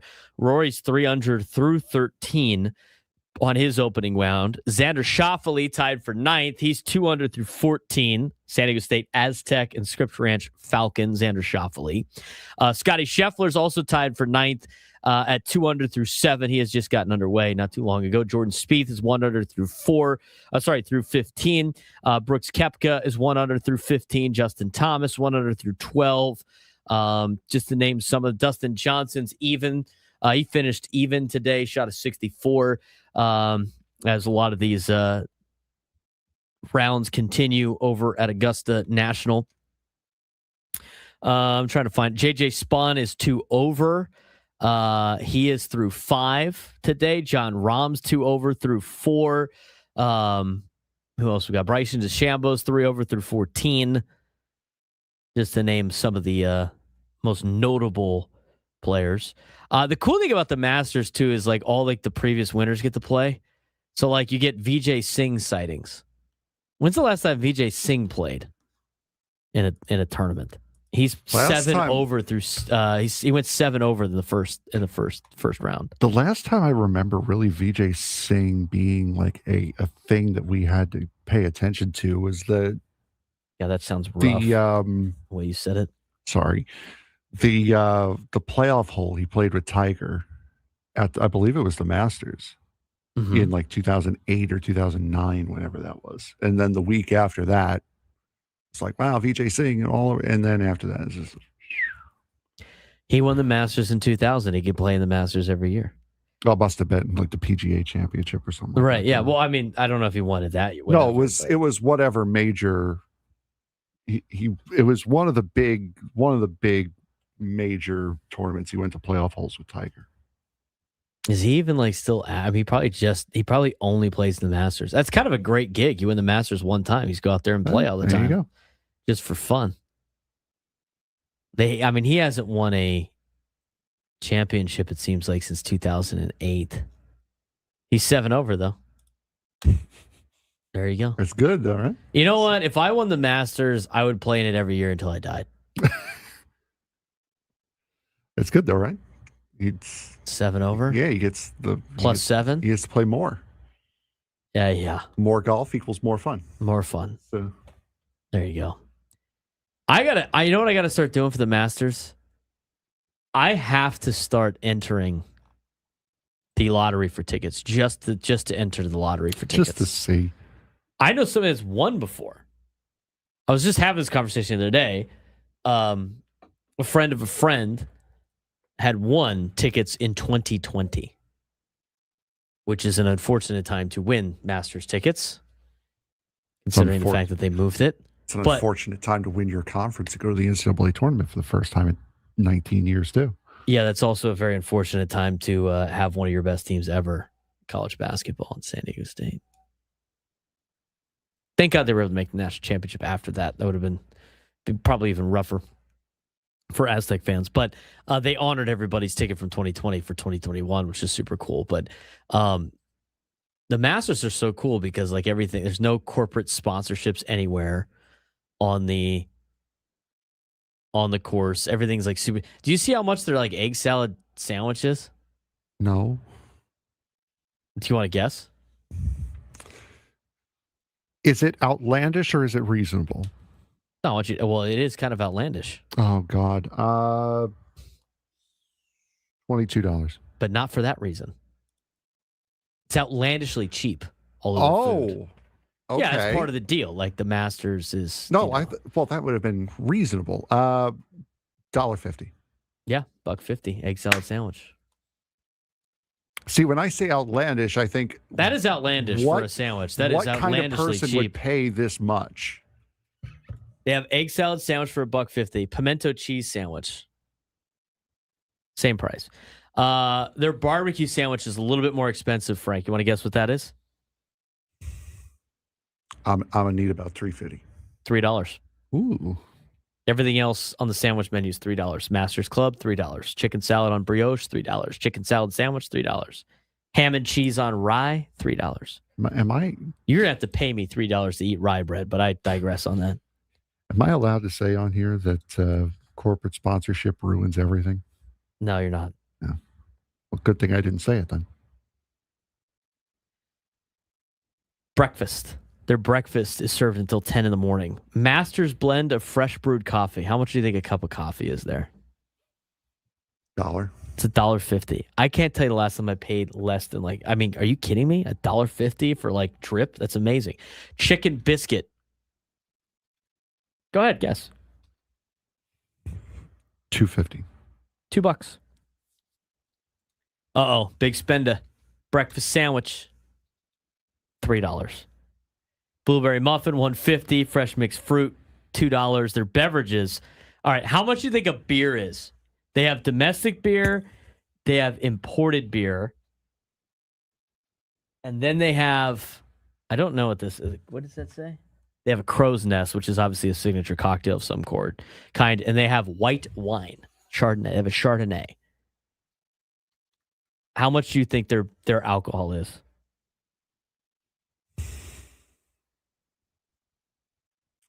$5. Domestic beer is $5. Imported beer is $5. Their crow's nest, whatever that is $5. Maybe that is a beer. I don't know. Which is interesting because they usually show off their azalea drinks, which are kind of nice. That's not on this menu per se. What is their white wine? I would have to assume the wine's a little bit more expensive. I'd go $6. Then. Yeah, $6. White wine is $6. Your most expensive your most expensive tab you could have is if you got a white wine with a ham and cheese on rye. You'd be looking at $9. The only thing you could get on there that would exceed $10 if you got two of them would just be $2 beers. Two of the beers. That's insane. Now, is that different from the one? Maybe this is the new one. Maybe they have a newer one. I'm pulling up on Instagram. No, it's all the same. They've added some new things. They got a pork barbecue. They've added some extra beverages. They have now made the beer. Oh, the beer prices have raised. They're now $6. How dare they? How dare they? I love the Masters. I'll keep you updated on the Masters in just a little bit. When we come back, we're going to dive back into the Padres a little bit when it comes to their offensive growth, some of the process that they have put together, some of the stats that are improving for them, as well as some of the lineup configurations for the Padres. And we'll talk more about Nick Pivetta and Michael King as we continue on the Braden Surprenant Show, San Diego Sports Station 97 through the Fan. Quinn and Chris on the Fan. Coming up Thursday, Padres Rockies preview a 4-game series. Playoff collapse wasn't just a single play. It was a symptom of deeper issues. Jalen Hurts' preferences from shotgun over under center to changing plays at the line of scrimmage clashed with a passing game that struggled to stay dynamic. New offensive coordinator Sean Mannion brings motion, play action, and creativity, forcing Hurts to adapt like never before. The question is, though, can Philly superstar quarterback evolve without losing his edge? With Brown's future uncertain and Smith ready to step up, 2026 could be a make-or-break year for the Philadelphia Eagles offense. The NFL never stops testing its stars, and Hurts is absolutely no exception. This week on our NFL weekly update, if you will, the NFL offseason, of course, is in full swing, and the Eagles' recent playoff collapse has everyone talking. The scene was dramatic. 43 seconds left in the wild card matchup against the Niners, and the Eagles were faced with a game-deciding fourth down. Offensive coordinator Kevin Patolo suggested a play. Quarterback Jalen Hurts had input, and the result was 4 verts, a play they just had run. 3 defenders coverage on tight end Dallas Goedert, and just like that, the Eagles season ended prematurely. But when you look at the inner breakdowns of this particular play in this latest article from ESPN, Frank, there seems to be a lot of problems going on behind the scenes between Jalen Hurts and the Philadelphia Eagles staff. Yeah, and it's interesting, too, is how quickly all of this has kind of broken down. I mean, they were winning Super Bowls just a couple of years ago, and now you have such a fracture in this coaching staff, between coaching staff and your star quarterback, that it's now leading to what you saw on the field come the end of the season last year. Right, and this failed play underscores deeper issues with the Eagles' passing game, which has struggled with predictability, lack of energy, and a reliance on Saquon Barkley to carry the load. Star wide receiver A.J. Brown's relationship with Hurts has been tested, especially amid trade rumors and mounting frustration over the offense's limitations. Hurts' strong preferences at quarterback, favoring shotgun over under center formations, adjusting plays on the fly, and managing the offense his way have both helped and hindered this team.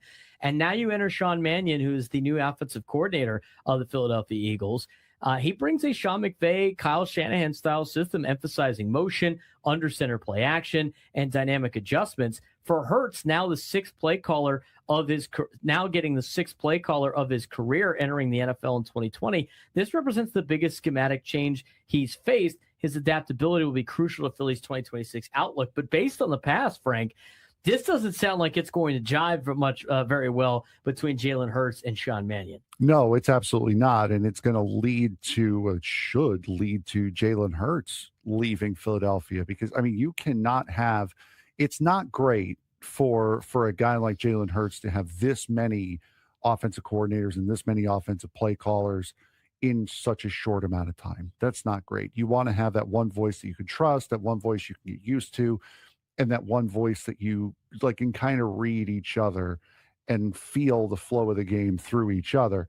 So that has not helped him. But this, as far as what has been written in this article, for him wanting basically everything that the opposite of everything that Mannion's bringing in, it's going to be very, very ugly in Philadelphia. Despite the challenges that Hurts has faced, he has still been a better quarterback in the National Football League. His playoff performances and Super Bowl MVP obviously highlight his ability to thrive on the biggest stages, but still balancing his strong-willed leadership style with a new system and keeping star receivers like Brown or Devonta Smith engaged will be key. And the Eagles' offseason is all about chemistry, adaptation, and making sure their offensive firepower lives up to expectations. But the key takeaways for 2026 for the Eagles in this offense, they say that Hurts has opened the new schemes, but he's going to be tested with Mannion's motion-heavy system and being under center. Brown may not be in Philly. Smith could take on a larger role in Philadelphia. Eagles must find balance between star power, coaching vision, and in-game adaptability. And the NFL continues to show that even championship rosters aren't immune to internal friction and the involving demands of elite quarterbacks. Now, the question I ask you, and the question I'll answer myself, is this enough for Jalen Hurts to buy in? Can the Eagles overcome these problems and be able to be successful in the fall of 2026, or is this going to be catastrophically bad? I don't think this is going to work out. I really don't. I think this is going to be one of those catastrophically bad scenarios, and one that leads to a possible blow up in Philadelphia. We saw at the end of last year when Hurts took a bigger role in doing what he wanted to do. Didn't work out well for them. I don't see it lasting over the course of the season. Yeah, unless Jalen Hurts changes his ways, which sounds like he's not going to. Or maybe he does. Who knows? But it takes a lot to get people like at this point in their lives to change. Unless there's a change, I don't see this working out in Philly. Enter for a chance to win a trip to the night before the draft in Pittsburgh on April 22nd. It's an all-star invite-only concert starring Jason Aldean, John Morgan, and Shane Prophet just days before Jason's new album, Songs About Us, drops April 24th. Enter the national contest at odyssey.com/the night before. Let's just kind of recap the final game of the series between the Padres and the Pirates, and just some other things, some takeaways from what we saw out of this particular weekend series, this end of the road trip series. Complete lineup production yesterday. Padres scored 8 runs in the final 3 innings to win, and they did it without Manny Machado in the lineup. Manny got a day off. We haven't talked about that yet. Manny got the day off. This is the earliest scheduled day off he might have ever had. And I know we talked about at the beginning of the season, this is something that the Padres wanted to do more. They were able to give Manny the day off yesterday and still be productive in the lineup and still get a win. I think Kevin Acee said just a mere 119 games earlier than what he had gotten off last year. He's out of the lineup for the first time. Contributions from everywhere. Miguel Andujar, 2 for 4, double, team leading OPS 823. What can you say about Miguel Andujar? I mean, you mentioned how much you loved Miguel Andujar when he came up as a Yankee, which is saying something coming from how much you hate the Yankees. But Miguel Andujar has been a major bright spot to start the season, and he's been producing for this team in every capacity. Yeah, he's been fantastic. Exactly what you thought he was going to be. Exactly what I thought he was going to be. He's a very good hitter. He's a solid defensive player. And again, you have no problem moving him over to third base because that's where he started. So he's very comfortable over there at third base. That's not a unique spot for him. That's not a spot where he's trying to just not screw up. He is an overall very, very solid player. And I think that was one of, if not the best offseason signing that they made this season. If you look at the other contributions yesterday in the game, Nick, we talked about Andujar being 2 for 4 with a double as the team leading OPS 823. Nick Castellanos, 2-run double as the number 7 hitter. I wouldn't change that, by the way. I would let Castellanos stay where he's at the bottom of the order. I'd let him be the role that he currently is on this team because I think it benefits you in the long run if you do that. Luis Camposano, RBI double yesterday. He roped that ball to the gap. That was good to see. Hopefully that leads a little bit more for Luis Camposano as he was hitting 8th yesterday. And then your 9 hitter, Jake Cronenworth, hit a 2-run homer. I mean, bottom of the lineup yesterday, bottom of the lineup in the last 7 games has a 707 OPS.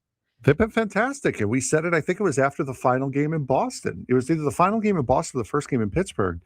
They went 6 for 11. 6 for 11. So the bottom third has been producing very, very well over the course of this last week or so. The lineup is at its best when it's dangerous 1 through 9. Now, unfortunately for the Padres, their top 4 have not been very good. But the bottom 6 exactly. The bottom 5 have been awesome, especially the bottom 3. Their top 4 has not been very good. Process over results. We've talked about this a lot early in the season. Strong metrics, hard hit percentage, line drives, expected batting average through the roof, but poor actual results. Now results are catching up to the underlying data. Advanced metrics snapshot for the Padres. They're top 10 in Major League Baseball in line drive rate. They're top 10 in hard hit percentage. They're top 5 in expected batting average, and they're top 10 in plate discipline in terms of their chase rate, which is a key takeaway from this is a sabermetric success story unfolding in real time. These are all the numbers that you want to be very, very good in. This is the reason for hope and optimism.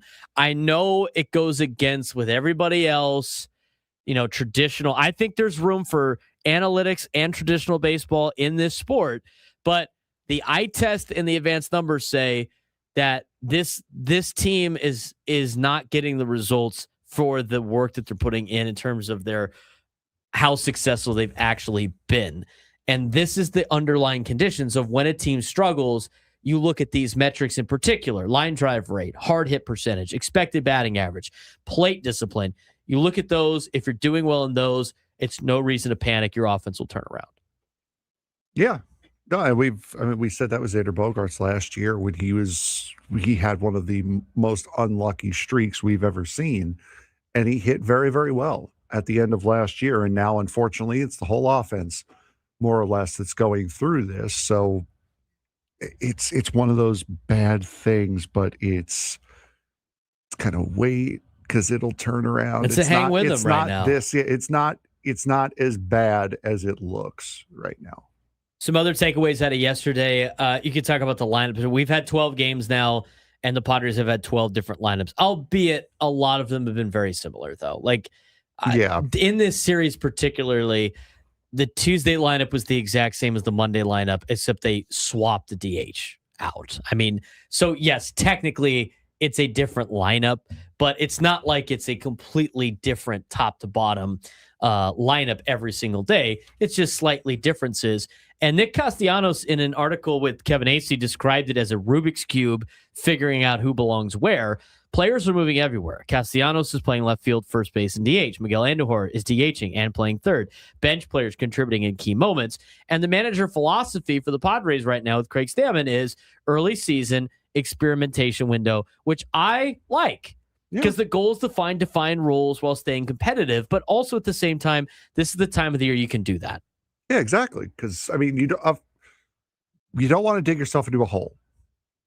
And it looked like they were starting to do that. But now that they've turned it around, you're 6-6 through the first 12 games. You're right back where you were on opening day. You're a 500 ball club right now. So that learning curve and that tweaking has a little bit more leniency now than it did this time last week when you were sitting 2 games under 500 to start the year. I like that from the manager in that particular sense. The other thing that's not really mentioned by some reports yet, and we talked about it on the Epic Padres Roundtable today, and if you missed it, it's on YouTube. It will be in podcast form as well, wherever you get your podcast. Presented by Epic Wings. It's the Epic Padres Roundtable. Presented by Epic. Isn't that what the whole point of the Epic Padres Roundtable is? So you got to say it because, you got to say the wingy part. Tell me what wingy. Did you go get some today? No, I did not go Why get not? some today. Because there was tons. Right, There's so much all the time. Right, but it's also 10 o'clock in the morning. What does that mean? Wings Are you at 10 saying o'clock in the morning. saying that we can't eat Epic wings at 10 o'clock in the morning? I'm not Is that saying part you of their can't. is I'm that not part of their saying you- marketing ploy? I'm Don't not eat us before 10 a.m. I'm not saying you can't. I'm just saying I'm not going to. See, I no, will no, wait no, until a little bit later. No. If you wait till later, it's going to be gone. You have to go save yourself a plate, and then you can consume it later if you. Then you know what? You know what that means? That means I have just caught FOMO. I am going to go to an Epic Wings and I'm going to spend my own money instead of Oh, is that having what it you're for going to free. do? Oh, okay. I want See you to that? prove that today. Take a picture of your I'm good. outside of Epic Wings. I'm good. So you're not good. So now you're lying to us. Now you're lying to us. I'm saying that's Do you even something like that Epic could have Wings? happened. Come Yes, I on. do like Epic Wings. You stop that now, sir. I think you have to go get some during the break. Go have a breadstick. I tell you what, the pizza is pretty good. The chicken pizza they have. Yeah. Do you know how they put like the breadsticks down? That's what the base is. And then they put the chicken on there with whatever sauce you want. And then like the lather of cheese. Fair enough. Now I did ask about the, I told the guy today, I said, my buddies love the chicken fries.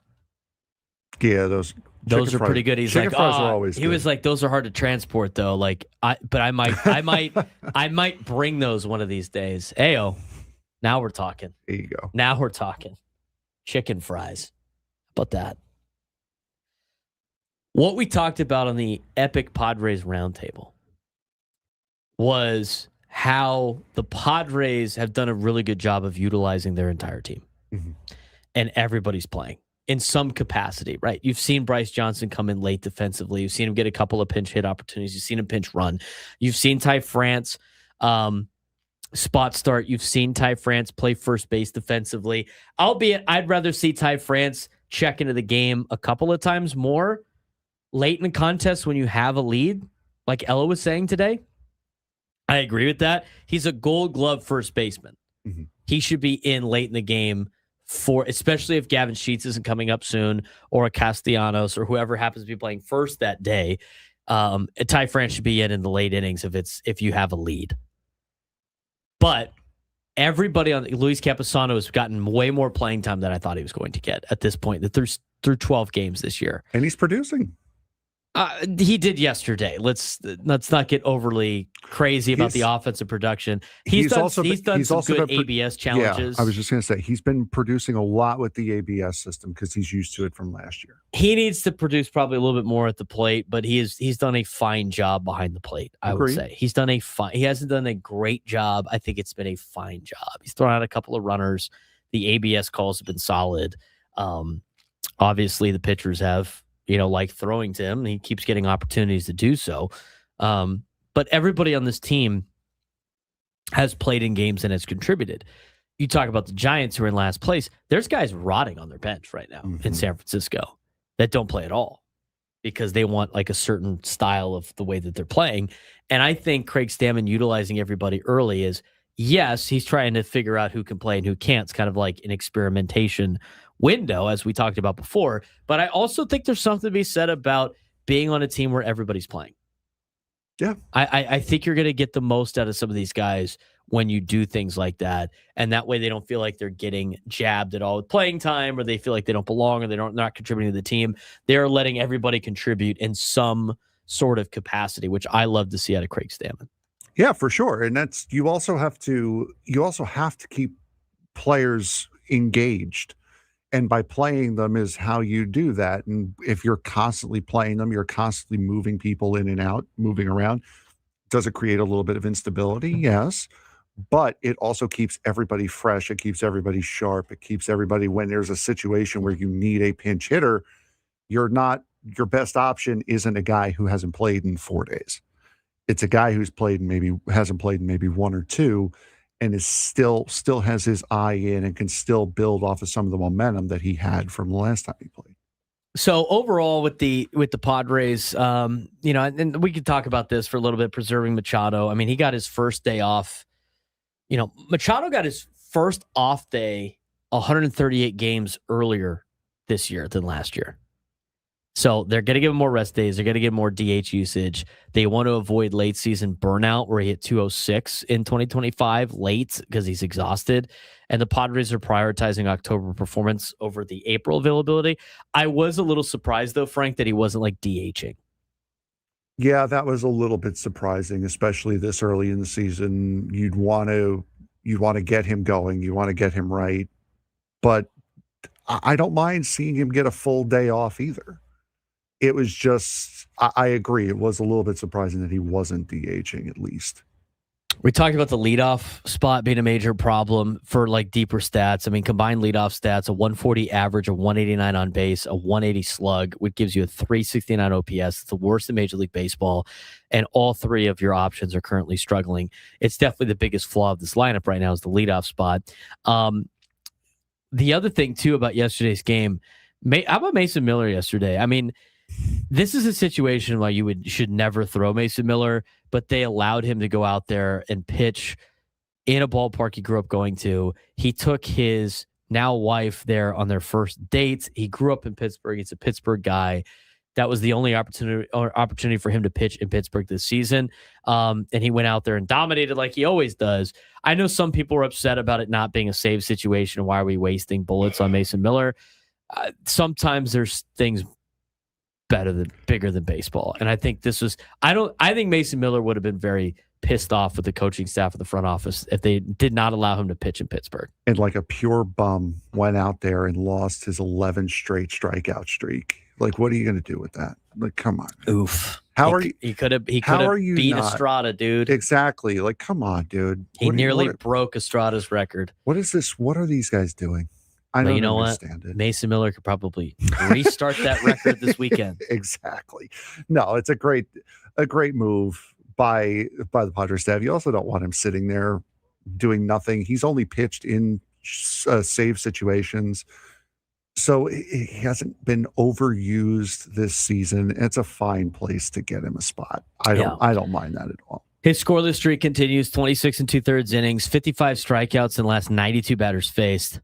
I'm going to say that again. 55 strikeouts in the last 92 batters he has faced. His fastball's up to 102.8. Still hasn't allowed a run since, August? I think it is. Yeah, let's knock on. Let's. Well, no, that's it's still impressive. That's a stat. That's an official stat. That's not a me jinxing it thing. I'm just looking out for you when he gives up a run tonight against the Rockies, and then everybody starts booing you. Boo this man. They're going to do it anyway. That's also true. Did the Yankees get a hit yet or no? I don't know. Ryan Weathers, man, pitching a shutty. Yeah, he's throwing well.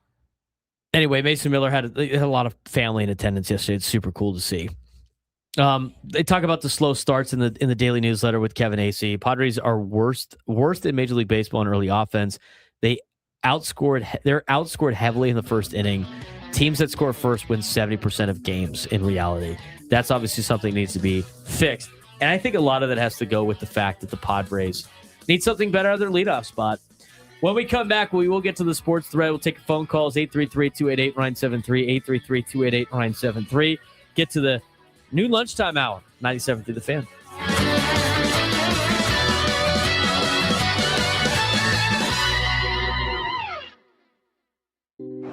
Padres, Rockies, today.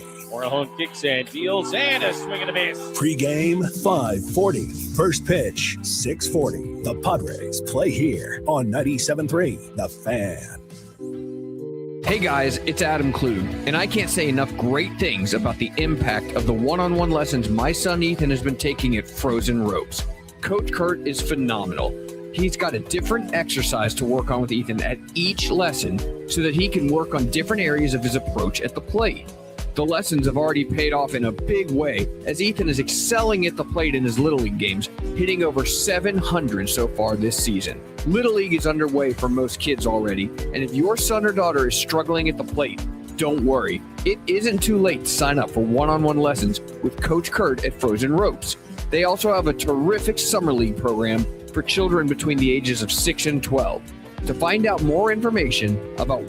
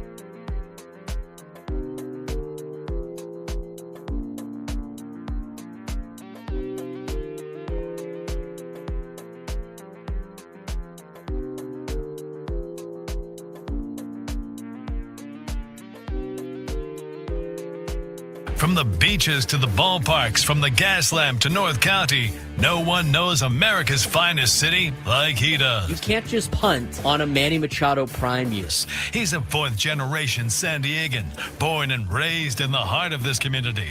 Passionate, opinionated, and always bringing you the real talk on your teams, your city, and everything in between. Braden totally knows his stuff. He's ready for the next step. That guy is good. Live and local, it's the Braden Surprenant Show. But I think Braden's one of the up-and-coming young stars in the media game in San Diego. Now, here's your host, Braden Surprenant. New lunchtime hour on the Fan is presented by the Craft Taco. Bold flavors, 2 locations, Sorrento Valley and inside Balboa Park's Natural History Museum. I'm waiting for the tacos. Where the damn tacos at? Wings and tacos on Thursdays.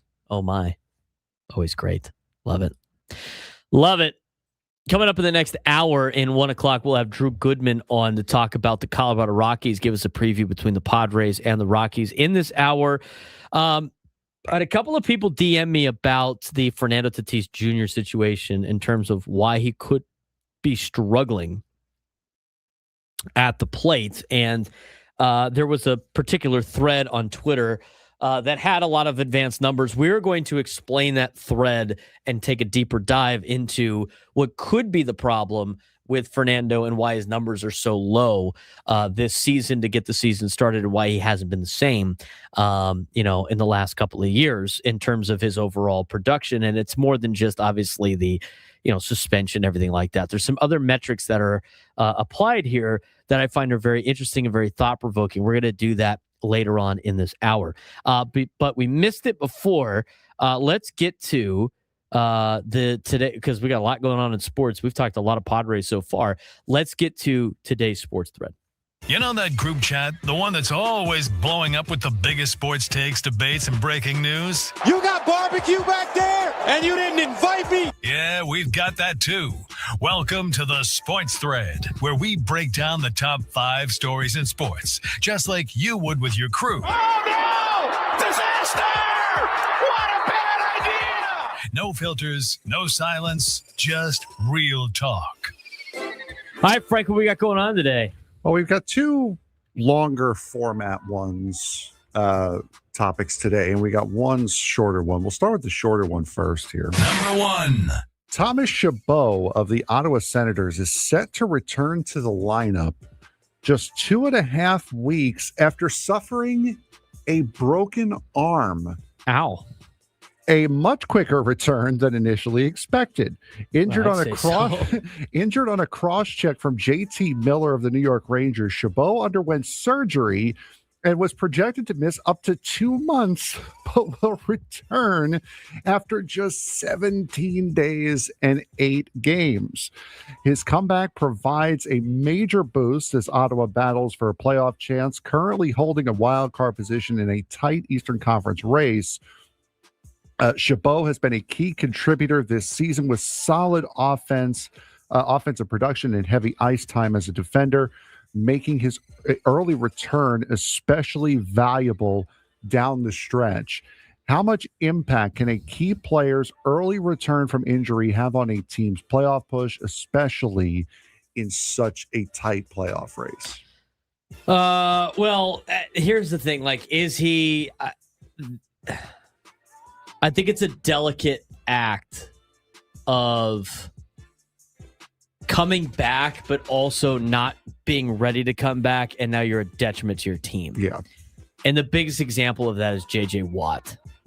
When J.J. Watt came back for the Texans super early in a playoff game against the Patriots, I thought it was a very selfish move on J.J. Watt's part because he was not in shape and he was not playing at an ability. Not only was he not playing at his best ability, he wasn't playing at an ability that was better than the guys that were already playing, that he was taking a spot from. And in fact, he killed the Texans in that particular game.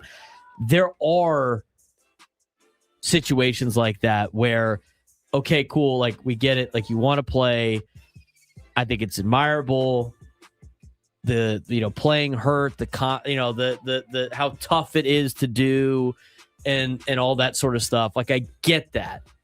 But if he is not going to be playing at an NHL level, then it's going to be very detrimental to the team. If he can play at a high level and still play like up to more than 50% of what his output really is, then yeah, the guy's super tough and like that's great. It's good to have him back. But if that's not going to be the case, Frank, it could hurt them more than it can help them. With a surgically repaired, broken arm from less than 21 days ago. That is wild. I feel like you kind of need that in hockey. Like when Rivers came back with the torn ACL and all that stuff, he's not a mobile quarterback. He just kind of had to sit back there and sling it. Like he could make it happen, and he balled out for as much as he could on a torn ACL. Like admirable, everything like that. But he was able to physically still play like Phillip Rivers. If you cannot physically play like the player that you have been, you now become a detriment to your team. We don't need to know how tough you are. You play hockey, brother. You are one of the toughest people on this planet. Anybody who plays hockey is tough. As Augie said in the chat, it's not a broken arm. It's an upper body injury, as hockey would put on its injury report. Upper body contusion. Do you want baseball or do you want college basketball first here? Let's go to college basketball. We've talked a lot of baseball today already. The Big Ten Conference generated nearly $70 million in NCAA tournament distributions for 2026, by far the most of any conference, driven by a dominant postseason that included national championships from Michigan and UCLA on the women's side, plus a Final Four run by Illinois. The bulk of the revenue, $63 million, came from the men's tournament, where units earned through appearances and advancements are worth about $350,000 annually over 6 years, while the women's side has a newer system contributing a smaller but growing payouts being paid over 3 years compared to other conferences like the SEC that earned $56.2 million. The Big 12 earned $42.9 million. So Big 10, $70 million through all NCAA tournament appearances. SEC with 56.2, Big 12 with 42.9. Those are the big numbers there.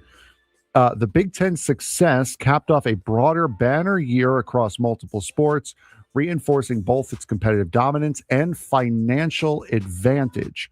Should NCAA tournament revenue be distributed equally to shrink financial pay gaps between conferences, or is rewarding postseason success the fairest system? Well, rewarding postseason success is fair, except for the fact that members of these conferences are on these selection committees that determine who makes the damn tournament to begin with. Oh, wait a minute. Oh, that's a conflict of interest nobody really wants to talk about. Might be. Oh, or how about the fact that they're expanding the NCAA tournament next year? We didn't talk about that at all. I think it's up to 74 now. 76. They're expanding the tournament to 76. And before people go like, oh, yeah, this is a great way for Irvine to make the tournament. Irvine ain't making the tournament. No, it ain't. No. They're going to put Cincinnati in. They're going to put some of these like teams that have no business. They're going to put like Oregon and Auburn's going to be the NCAA tournament. And it's going to be the schools from the Big Ten and the SEC. You're going to get 15 of them each into the NCAA tournament. They're going to make all the money back. And then they're going to do exactly what they've been doing for the last 10 years. They're not going to schedule any mid-majors because they're like, what's the point? All it's just going to do is hurt us. So no, the premise is there. You should get rewarded for like the wins, right? That makes sense. Except for the fact it's so stacked against the schools that don't make all the decisions. That in lies the problem. Now, why do you even have those teams in Division I? Why? What's the point? There's no point in those teams at this point in time. Here, you know what? I don't know why they haven't done this yet. Why don't they just make a bigger minor league system for basketball and football and all that stuff, and then let the teenagers that want to get paid millions of dollars, go play there, and then just move college sports back to what they were? I feel like that'd be a lot easier. At this point in time, with all the litigation, with the executive orders being passed and the fights in Congress and the antitrust law exemption, would it just be easier if they just made a different league? It's like, hey, we're going to pay teenagers to play professional sports. You know why they won't do that, Frank? Because nobody would watch. Mm-hmm. Because they have no connection to any of those logos. The only reason why they're keeping this is because people watch the logo and they don't watch the player. This entire thing is stupid. It's stupid. Yep. Yeah, Big Ten. Oh, they showed their dominance. We're just so much better than everybody else. Are you better, or do you just have more money than everybody else? The SEC was better because they could spend money nobody else could. Why not both, Zoidberg? The Big Ten, are they good, or do they just outspend everybody? Well, Michigan looks like they're outspending a lot of people. It's only going to get worse. It's stupid. Moving on to the next one. It is. We have Number 3. MLB salaries hit a record on opening day, with the average salary rising to $5.34 million, while the New York Mets led the league in payroll for the fourth straight year at $352.2 million, far ahead of a team like the Cleveland Guardians at $62.3 million on opening day, showing a widening financial gap. Juan Soto is the highest paid player at $61.9 million, followed by Cody Bellinger and others, with these while these same top spending teams, Mets, Dodgers, Yankees, Phillies, Blue Jays, continue to dominate payroll rankings. More teams now sit above $250 million or below $100 million, and nearly half of all salary money goes to the top 100 players, reinforcing the league's growing spending disparity. A salary cap is coming, right? At this point, MLB should implement a salary cap and floor for the widening gap. No, the payrolls? Yeah, I do. It's got to be. What players are bitching about the salary cap? The ones at the very top that are making more money than God, or the ones that are making league minimum? Who's the most outspoken about it? I'm just asking a question. Yeah.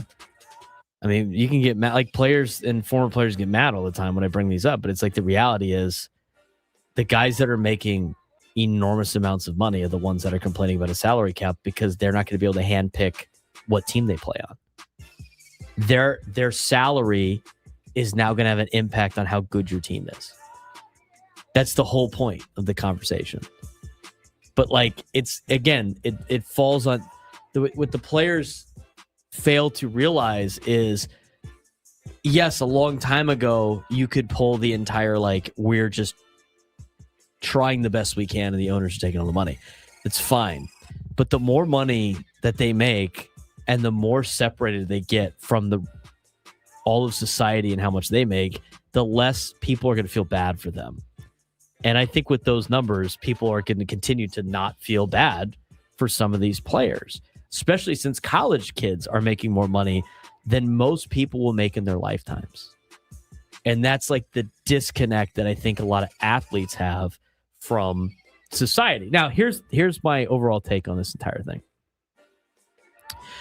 When you, like, I don't care how much athletes make. Athletes make what people are willing to pay to watch their sport, right? I mean, that's the reason why athletes are making tons of money, is because people watch sports, and it is a entity that is not scripted, and, for what it's worth, not scripted, and you never know what's going to happen, and people love sports, so people watch sports. So you make a lot of money in watching sports, and therefore everybody gets paid a ton of money.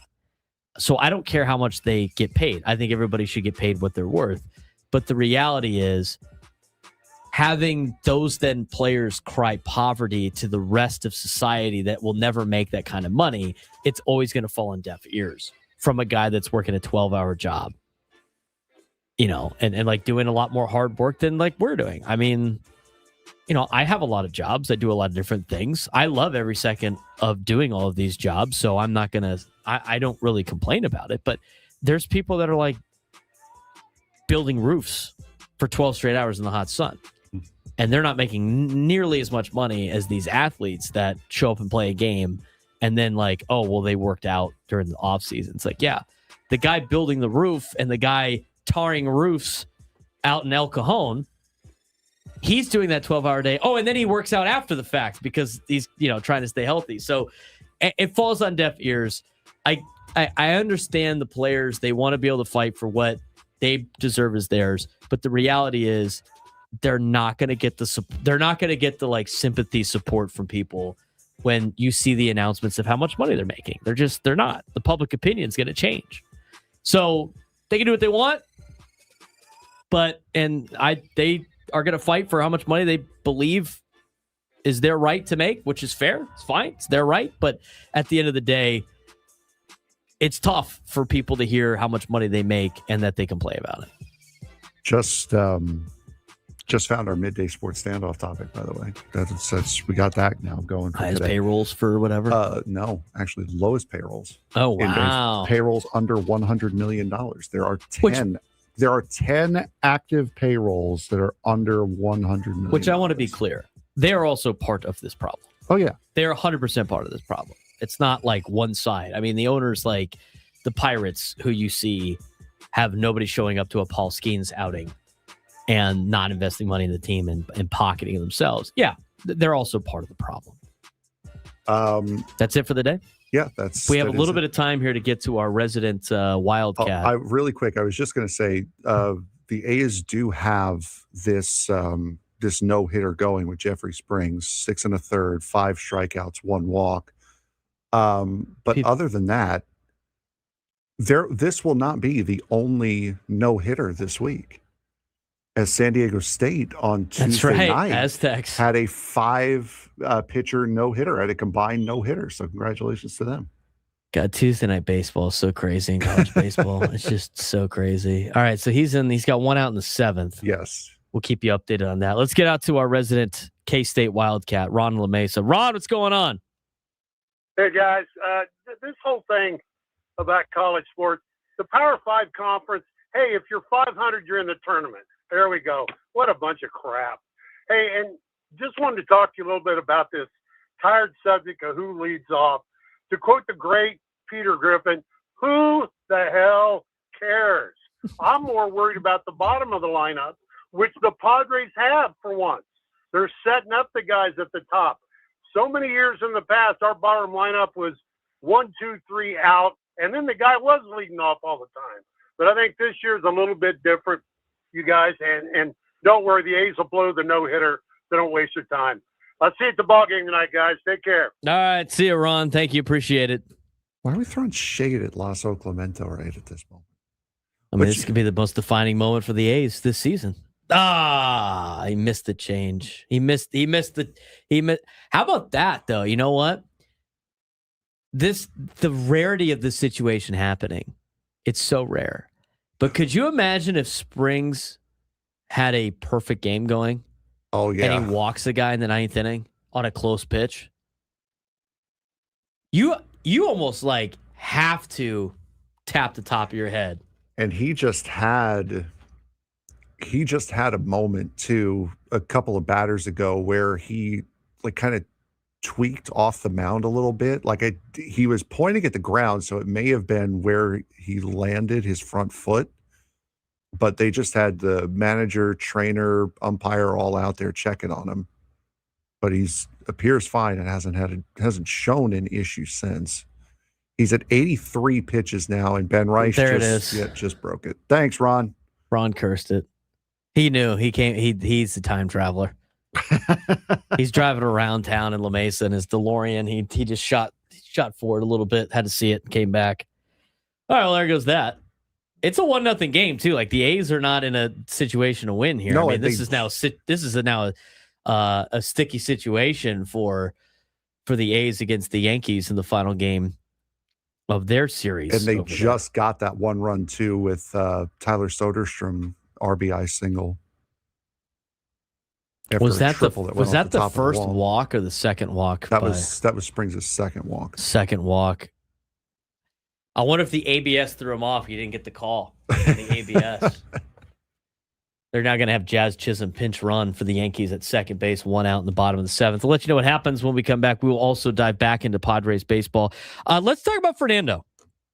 I had some people send me the DM, send me the post that was thrown out there. Wood said it was a good thread as well on social media. It was the tweet by Caleb Berry on social media talking about Fernando Tatis Jr. We'll take a deeper dive in some of the metrics that he brings up about why Fernando might be struggling when we come back on the Braden Surprenant Show. Settings number Sports Station 97 through the Fan.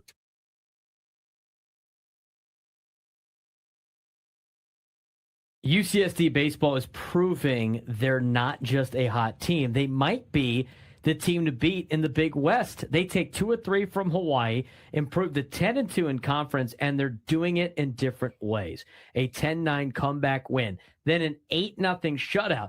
That shows you the balance that this team has, and that's what contenders look like. But here's the question: can they sustain it? Because they're still leaving runners on base, and consistency on the mound hasn't always been there.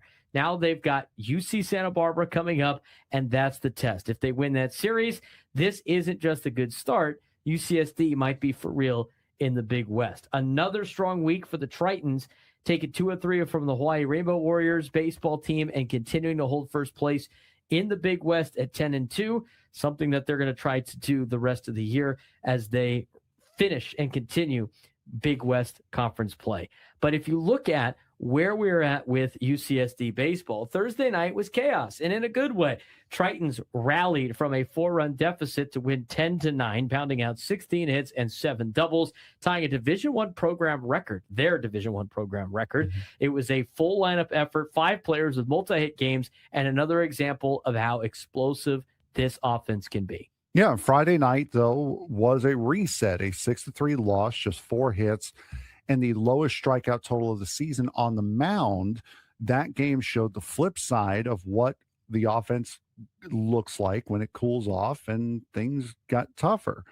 Saturday responded the way a first-place team should. An 8-0 shutout victory, their first shutout win of the season, powered by 3 home runs and dominant pitching that held Hawaii to just 4 hits. So you saw the good, the bad, and then the fantastic over the course of this weekend for UC San Diego. But the big story, this team is starting to show something important. It's starting to show balance. Earlier this season, UCSD was winning with offense alone. Now they can win slugfest, as they did 10-9 on Thursday. They can win clean, dominant games, 8-0 on Saturday, and they're learning how to respond after losses. That's the evolution of a real contender. And the key takeaways from this week of UCSD baseball: offense continues to produce at a high level. Power numbers are climbing. Camacho now double-digit home runs on the season. Pitching just delivered its first shutout of the year, but they're still leaving a lot of runners on base. That last part matters. 16 runners left on base Thursday alone. Again, against better teams, that can come back to bite you. Yeah, absolutely. And still came out with a win in that game, but 16 runners left on base. That is a lot. Something we talk a lot about with the team downtown, leaving runners on base.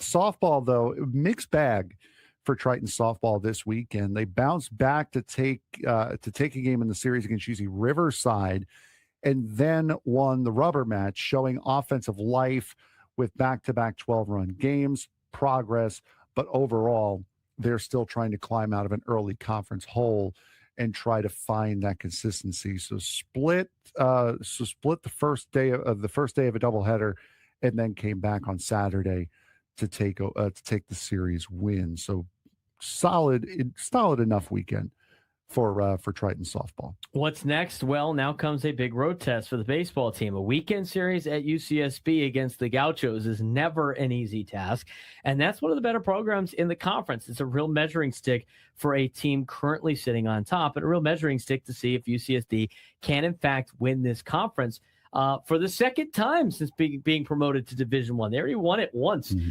as a newly formed D1 team. They weren't weren't able to play in the NCAA tournament, of course, because of their, transitioning phase where they're not allowed to compete in postseason play for 4 seasons, but they're in a really good spot to potentially play in the first NCAA tournament at the D1 level if they can continue this pace atop of the standings in the Big West. Now, the Big West is in their second year of a tournament. So UC Irvine will be hosting the Big West tournament at the end of the season. The winner of the tournament will make the NCAA tournament, not the winner of the regular season, which they have done for so many different years. So now in year 2 of the Big West tournament. So very big weekend series for the Tritons this weekend at the Gauchos. But the discussion topic is UCSD built to stay in first place, or are they riding a hot stretch?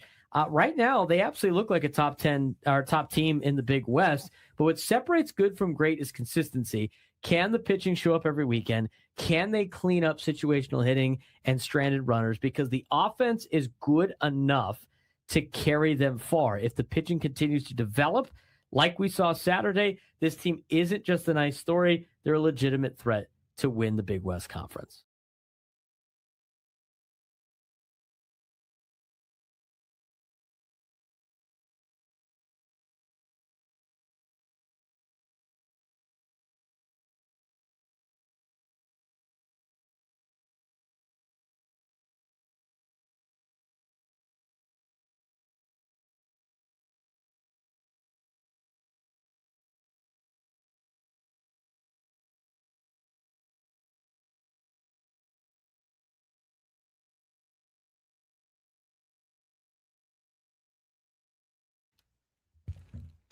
Coming up at 1 o'clock, we're going to have our Rockies preview with Drew Goodman, Colorado Rockies broadcaster, will join us at 1 o'clock. That will be in just a little bit. He's Frank Marchese. I'm Braden Surprenant. This is the Braden Surprenant Show, live and local each and every day from 10 to 2 on San Diego's #1 sports station, 97.3. The Fan. All of our guests will join us on the SDCCU Fan Hotline. It's not Big Bank Banking. It's better. Later on this hour, when we come back from break, we're going to try to go a little long here just because I want to talk about Fernando a little bit. We will need a contestant for a midday sports standoff. If you can call in and take me down some sports trivia, be qualified for a chance to win a pair of tickets to My Chemical Romance at Petco Park on August 30th. Tickets at Ticketmaster.com. 833-288-0973. 833-288-0973. We'll keep you updated on the Masters here in just a little bit. But I do want to get into the Fernando Tatis Jr. conversation, because I had multiple people reach out to me about his swing and about some of the metrics, and they pointed me to this thread on X by Caleb Berry. You can follow him at Barry Halls 87. And he tweets out, like, why is Fernando Tatis Jr. off to a slow start, and a thread on a small change that is having a big effect on his production. So the first thing he brings up is the Driveline Baseball point of contact graph. And so how we're going to, kind of go about this with, Fernando is let's take a dive and kind of explain what some of this stuff means. So Tatis in general, and I don't think anybody's really going to argue this, he's always been a freak athlete with a violent uphill swing that launches balls into the air to the pull side, left field for a righty like him. That's how he becomes the 25 to 30 homer guy. But so far this season, and even like last season, the swing is different and the results are very ugly. He's hitting the ball deeper in the zone. So when you look at some of the graphs that they point, let's talk about graph number 1, which is the point of contact graph. This is the one that we're showing right now on YouTube. So what this graph is telling you is where he's hitting the ball in the zone. And he's hitting the ball deeper in the zone than he usually does. Look at the point of contact chart here. The blue line, relative to his body center mass, that's what the blue line is, used to be around 30 inches toward the pitcher. This year, it's down to 26.9 inches, roughly 3 inches deeper. So he used to meet the ball way out in front of the plate, and now he's catching it closer to his body later in his swing. It's like he's waiting an extra split second and the ball is already deeper when the bat gets there. So that's not great for getting extension. That's not great for driving the baseball. It's almost like he's getting jammed. He's not able to really get full extension and hit the ball with authority. So that's the first thing that is laid out by Caleb Berry on social media. And you could tell, like, if you look at the chart, it is like drastically going down south in 2026, but also it was down in 2025. And, you know, he still has had good production since that suspension, and he has shown signs, but some of the metrics that we're about to explain are kind of the telling signs to me on why he's not hitting the ball with the same authority like he used to, or still, you know, putting up the same results. Let's get to the next graphic of attack angle. So the attack angle chart that is now on your screen on YouTube. The attack angle chart here shows it perfectly. In 2023, 12 degrees up. In 2024, 10 degrees up. In 2025, 8 degrees. And in 2026, this year, 7 degrees in a small sample size. He's not lifting the bat head through the zone like he used to. Flatter swings turn into what should be line drives or fly balls into ground balls, something that has not been really part of his game. And those years that he did so well, he was launching the ball, he had a better attack angle, and he was lifting it a little bit more to get to the gaps, hitting more line drives, hitting more fly balls that ended up carrying out, and less ground balls that you see right now. Now, you throw into the next chart as we roll through and get to the spray chart. Now, the spray chart, as you see here, the spray chart shows exactly what that produces. So look at the field diagram. 21 outs on there are gray dots. Only 5 singles, 3 doubles, 0 homers or triples. That's this year in 2026. Almost everything is pulled to the left side, but on the ground. Look at that. Classic hooked ground ball pattern for Fernando. He's yanking everything hard, is right in the dirt, and a few balls that do go in the air are weak backside flares, like little pop-ups over to the right side or bloopers to right field. That's why his batting average is down to 195 early this season with 0 homers in 48 plate appearances. The last graph for you is the air pull percentage, which tells the whole story. This is the killer stat. So if you look at the air pull percentage graph, which is the next one on the sheet that was played out by Caleb Berry, for those watching on YouTube, you can see this. In his monster 2022 season, it was 22.2%. He was murdering balls in the air to left field. It's been sliding ever since.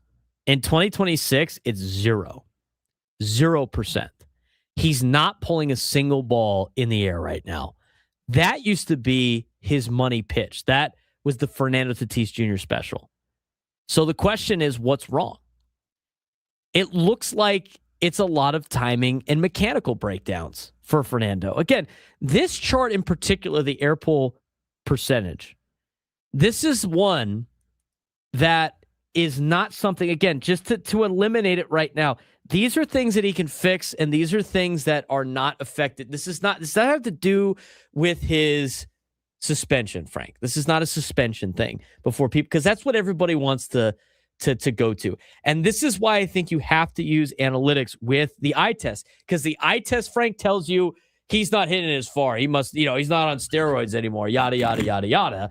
But there's an underlying condition here with a lot of his mechanics and a lot of his timing at the plate. I think you can see that with how he's been swinging. So it looks like a timing mechanical issue maybe for Fernando. He's not getting the bat out in front as quickly or as upward as he used to. The ball is getting deeper. The swing is flatter. And instead of launching rockets like he has in the past, he's pounding hooked grounders and weak flares. So this could be trying to adjust to how pitchers are attacking him, which I think might be a big point here. I think a lot of teams have figured out that in order to attack Fernando's swing, you have to go up and in on him. and make him uncomfortable because he's always coming down and diving down at the ball. And players that dive down at the ball in their swing, the best way to slow that down is by throwing it high and inside. I think that has made Fernando incredibly uncomfortable in the box.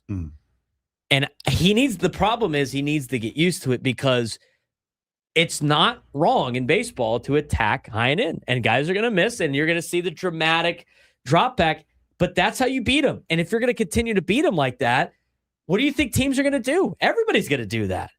So that's the adjustment he definitely has to make. He has to be better at dealing with that situation. A small timing issue with his lower half or his load could be part of this problem as well. Or it just could be one of those mechanical quiet periods that elite hitters sometimes fall into. But I don't think that's going to be the case because we have now seen a couple of years where this thing continues to trend in the wrong direction. But whatever it may be, the old violent uphill out in front to T swing that made him one of the most exciting baseball players around is missing right now. And the numbers definitely prove it. And the bottom line for Padres fans, when you take a look at this inside look at Tatis's swing, he's not broken. He's just not the Tatis at the plate right now. And the power and the launch angle have to come back for him to be the superstar we know. And right now, he's a guy who's beating the ball into the ground instead of into the seats. I think this is something that could be adjusted, but these are those interlying numbers and kind of statistics that really paint a bigger picture, Frank. Yeah, for sure. And you've seen it, how often he's going opposite field now. And there are guys that when they become such aggressive pull hitters that try to work on and try to focus on and put emphasis on trying to drive the ball to the opposite field, whether it be right field or left field, depending upon what side you hit from. So maybe that could be an adjustment that he's made to try to more conscientiously go towards the opposite field.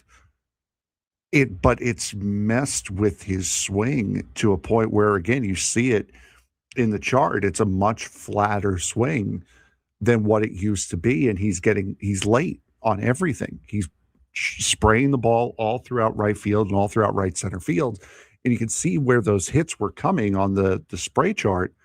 They were more or less coming when he would start to pull the ball a little bit more, when you get more to left center field or to the left side of center field. So yeah, he's got to focus. Yes, it is very important to be able to hit the ball to all fields as a hitter, because it does open up your pull side a little bit more. You're not getting the shift because they know and they respect your ability to go to the opposite field. But when you're not hitting, you also have to go with what you know works and what you know is going to get you out of a funk, which is not necessarily trying to work on something like hitting the ball to the opposite field. Just yank some a little bit. Just start aiming for left field. See if that speeds up your timing. See if your sight of the ball gets a little bit better, knowing what you're trying to do. And then after you start to get into your feeling, you get into your rhythm, then start to try to work going the opposite field again. So it does feel like something that he's consciously working on, but there are times where you have to understand as a professional hitter that you have to back away from that in order to get yourself right, so that way you can go and try to attack that learning process again. He tinkers a lot. And maybe he's just got to find one thing and stick with it and try to get, but the timing and mechanics are off a little bit. And it was a very interesting thread, by Caleb Berry that we wanted to take a dive into. And so many people, asked for my take on this. I mean, I see it. I understand. I mean, it's something to watch for in these next couple of games with Fernando and see if that's something that he improves. When we come back, since we're late, we're going to get to our midday sports standoff. 833-288-0973, 833-288-0973. You're listening to the Braden Surprenant Show on San Diego Sports Station 97 through the Fan.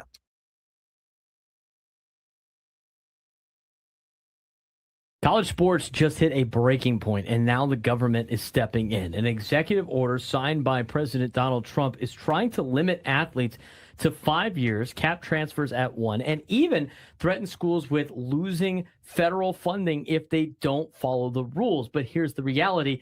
This might not even hold up in court, Ever since the Supreme Court ruled against the NCAA in 2021, the athletes have been winning and the NCAA has been losing control. So now we've got a system where players can transfer every year. Money is flying everywhere through NIL, and nobody actually agrees on the rules. And this order, it's trying to put structure back into chaos. But you can't fix a billion-dollar industry with just an executive order. If this isn't a solution, but it is a signal, because the real question is this: are we building a real system for college sports, or just watching it spiral into professional free agency without rules? This week on our college sports update, we are discussing what happened last week as we've officially crossed into a new era of college athletics. And it's not just NIL or the transfer portal anymore. Now the federal government is stepping in. Current President Donald Trump signed an executive order aimed at reshaping college sports, and it's aggressive. Here's what it's trying to do: limit athletes to 5 total years of eligibility, allow only one transfer without penalty, push a national agent registry, protect funding for women's and Olympic sports, and most notably threaten loss of federal funding if schools don't comply. It's not a suggestion, it's some leverage by the president, but at the same time, we don't know if this thing will actually hold up in court. But Frank, based on everything that got put into place, I think this is a good starting point to help fix college athletics. They just need it in more of a law form. Yeah, other than, the loss of federal funding if schools don't comply. Other than that, I agree with everything that's been proposed here. 5 years, absolutely agree with that. One penalty-free transfer. We've both said that's a great idea. The national agent registry, I think, is huge to protect players from these backstreet agents, the alleyway agents, I guess you could say. Protect funding for women in Olympic sports, absolutely fantastic. So it's going in the right direction for sure. I like all of it. And here's the other thing too, to counter you on the federal funding. You have to put in something extreme for schools that don't oblige. And so that's an extreme punishment. Unless you have another, what would your punishment be? You have to put something in. Otherwise the schools are like, all right, go ahead. What are you going to do? Oh, fine us? Nice. We'll just write you a check. It needs to be something obscure that no school wants to touch. So I don't really mind that potentially, but by this order. But the reality of the situation is this is not holding up the court of law because it's not a law. It's just an executive order, which can obviously have a lot of holes poked into it. Mm-hmm. And until the Congress gets together and passes an act that really gives the NCAA antitrust law exemption, you're going to be in the middle of this every single time in a courtroom. Yeah, for sure. And now legal experts are already saying that this is likely going to get blown up in court. And the reason why is because ever since the NCAA versus Alston decision back in 2021 that you mentioned earlier, the NCAA has been fighting a losing battle trying to control athletic compensation and movement. Courts have consistently sided with the athletes. And now it's becoming a fight of, can the government succeed where the NCAA has failed, or is this just more noise in a system that is already spiraled out of control? The only thing that really needs to be they need to have something that courts can go to and be like, these are the rules, yes, these are what you have to follow. And until that gets put into place, it doesn't really matter what they come up with because, they're not going to win any antitrust laws because, sports and business and labor laws don't coexist because you're trying to make leagues very competitive. That's why all these leagues have some form of antitrust law exemption to make the leagues competitive. But what does this really mean for college sports? Well, college sports right now is operating like free agency on steroids. Athletes are transferring every year. Schools essentially bidding for players via NIL collectives, eligibility rules being challenged constantly. This executive order is trying to bring structure back to chaos. And honestly, some of these ideas do make sense. A 5-year cap, it's very reasonable. Limiting transfers, stabilized rosters, agent regulation. That is long overdue in college athletics. But the problem is you can't fix a billion-dollar industry with a temporary executive order. That's like putting duct tape on a cracked dam. They need actual laws. Yeah, exactly. And the 5-year cap really hasn't been an issue until COVID happened and we had these eligibility issues from that. So that was never really an issue. The transfers is a product of NIL. That's where the big change has become. And the agent regulation is very much the same. It's a product of NIL. So these are all very, very recent problems. It's not like these have been systemic problems that have plagued the NCAA for years. These are all brand new issues that are cropping up because of NIL and because of the questionable loss of eligibility due to COVID. And right now we're stuck kind of in the middle area. I mean, lawmakers are split on whether athletes should be employees. Bills, all like the SCORE Act, keep getting delayed. No unified direction at all. So we're stuck in the middle ground where players have more power than ever, schools have less control than ever, and nobody actually agrees on the rules. And it's not. He's very kind about letting me sleep for that extra little bit of time. You should be eating wings during that portion. Side stream about just Frank eating wings. They had all the flavors today. Good. I had the lemon pepper. Lemon pepper was pretty money. Nice. Lemon pepper was pretty money.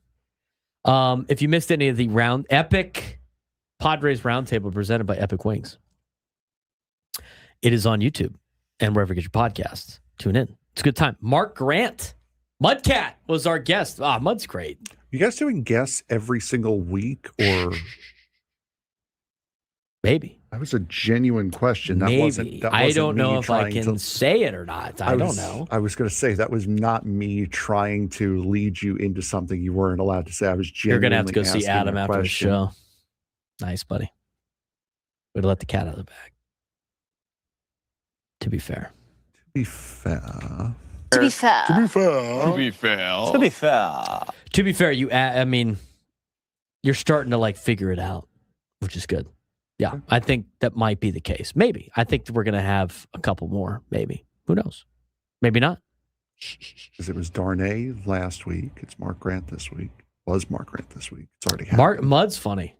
Yeah, he is. The draft we did today was great. It was because sometimes we do the Epic Roundtable, Epic Padres Roundtable presented by Epic Wings. Sometimes we do the draft. And the draft today was picking your favorite Mudism on the broadcast. The Fletch, Wood said the Fletch references. That's phenomenal. I love the Fletch. That's like our biggest part of the deal. Mm-hmm. Mud listens to the show. I should have asked him about his take on us using the Fletch foul. I totally blanked on that. I don't think anybody realizes that we have Fletch references on our show. That's a foul on everybody else. He draws the foul. There it is. It's all ball bearings these days. I dropped the Buenos Dias Puppet Taco on the Epic Roundtable, Epic Padres Roundtable presented by Epic Wings. And Mark immediately started to die laughing. And he only he heard me. Because when we're over there, like we can't hear each other aside from like just sitting there. It's not like a production where you can hear all the mic pickups. I just kind of whispered it into the mic, and Mark just looks at me like, got it. I'll have his Bloody Mary, a steak sandwich, and a steak sandwich. So good. Let's get to today's Midday Sports Standoff. Welcome to Midday Sports Standoff on the Braden Surprenant Show. I can't believe what I'm seeing right now. The ultimate head-to-head battle where sports knowledge and quick thinking collide. No, it's no good. Are you kidding me? Contestants will go toe-to-toe with Braden in a sports trivia deal where every correct answer brings them closer to victory. Down the sideline! Wow! Unbelievable! But 3 strikes and it's game over. This is not Detroit, man. This is the Super Bowl. Can you outsmart Braden? The Midday Sports Standoff starts now. All right, what do we got? We have Ronnie in El Cajon today. Ronnie, how you doing today, bud? What's up, Ronnie? Doing good. How you guys doing? Good. So as we said at the top of the hour, our topic for today, there are 10 teams in Major League Baseball that have an active payroll under $100 million. Hang on a second. Does that mean like guys on the injured list aren't counting? Yes. Active payroll. Oh, my God. There's not going to be too many surprises here. Okay. Ronnie, you have the first guess here. Let's go Marlins. The Marlins have the 28th highest active payroll at $51.7 million. So that'd be the second lowest? Third lowest. Third lowest. Number 8 on the list. Yeah. How much is their payroll? 50 what? $51.7 million. Against Their the active payroll. This one's tough because like the A's have started to spend money, but let's go with this is the lowest payrolls or under 100 mil. On 10 payrolls, there are 10 payrolls, 10 active payrolls under $100 million. Let's go Tampa. Tampa Bay has an active payroll of $73.6 million. Where are they on the They list? are number 2, 3, 4, 5. They're number 5. Okay. Roddy? Would you say their payroll is 70 something? 73.6. 73 will suffice. I guess I can round it to 74. Ronnie? Let's go Cleveland. That's a great answer. Cleveland is number 7 on the list with a $67.8 million payroll, active payroll. Said 67? Yes. 67.8. Or do you want to round it up to 68? Well, why is that'd be less than the Rays? You said the Rays were the 5th. Yeah, they're 7th on the list, dude. You're not going in like highest is like the lowest? All right, so then that means it would be they can't be that means they're the 4th? They're above the Marlins. They're And below just the above. Rays. They are just above the Marlins and below the Rays. All yes. right, so they're the 4th on the list. All right.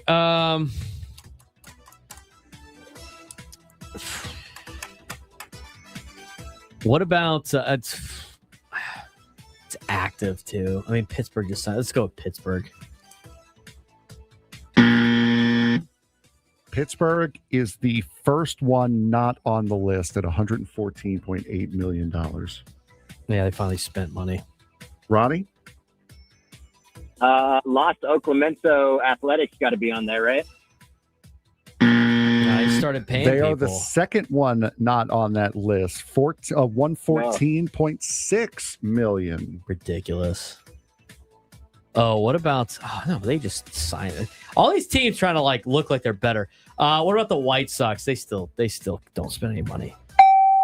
Chicago White Sox, $78.3 million. They're 8th on Braden's the way he's doing it. Okay, White most Sox. expensive to Least expensive to most expensive. Yes. Would you say Are the Rays? Are the Rays off he the board? already said the Rays. Let's go. They're 3rd on yours. Washington. Washington pays the least amount in active payroll at $47.5 million. That's crazy. Yes, it is.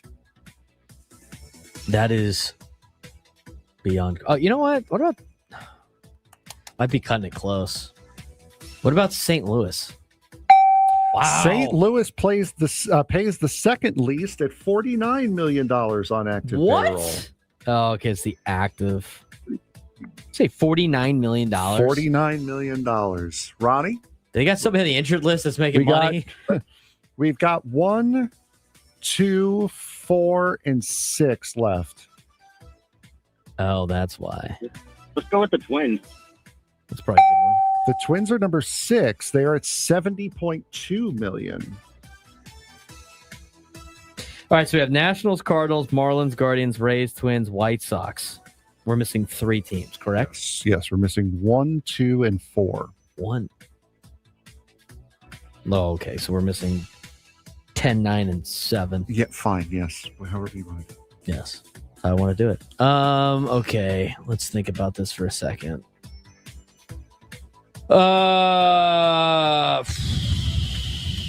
Colorado. They're number 4 at $77.1 million. Ronnie, if you get this, you will guarantee yourself at least a tie, which means you will win.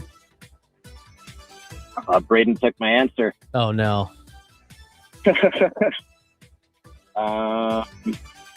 The active one is the active part makes it a wrinkle. You guys are way What about the Brewers? The Milwaukee Brewers are number one on the list at $89.2 million. 9? Yeah. All right. Let me just get a guess out there then. Ronnie, stay on hold because you're tied with you've gotten the 5, so you at least guaranteed yourself There's a tie. one team left. Is it the Royals? All right, Cole, you win. You genuinely win now. I'll need to know what that last team is when we come back. Yes. I'm telling you, the active thing throws it off, and I'll explain why when we come back. Hey, it's Gravy.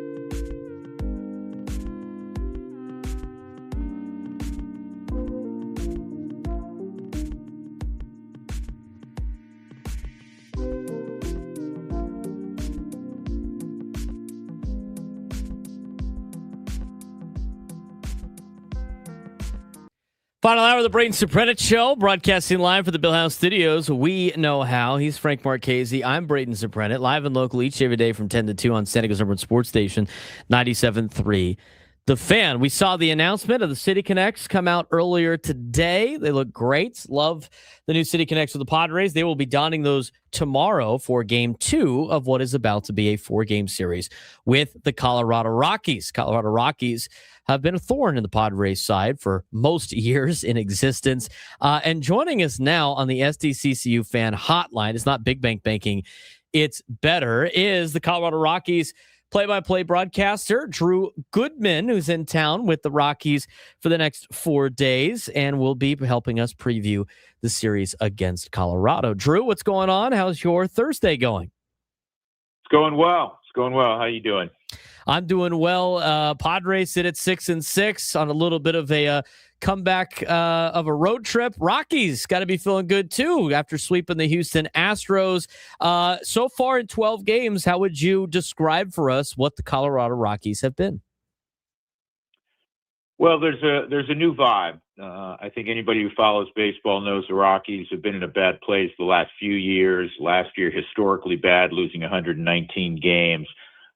Complete change in the front office and numerous changes on the coaching staff. Warren Schaefer had the interim tag removed after he took over for a guy who's now working back in San Diego, Buddy Black, who everybody adores, but the Rockies made a change in May last year, and now Warren Schaefer again is the full-time guy. But it begins in the front office. Paul DePodesta was hired by Walker Monfort and his father, Dick Monfort, and then he hired Josh Burns, who obviously has ties to San Diego, and a number of others. And as I said a moment ago, the vibe, the energy, the excitement was real and palpable throughout spring training. Now, having said that, I think everybody understands you don't go from 119 losses to 100 wins. So it's a process, but how they're going about their business and playing the game and the energy and excitement with that has been a carryover from spring training. So it's been fun to watch, and it's been fun to see them get results over the last several days.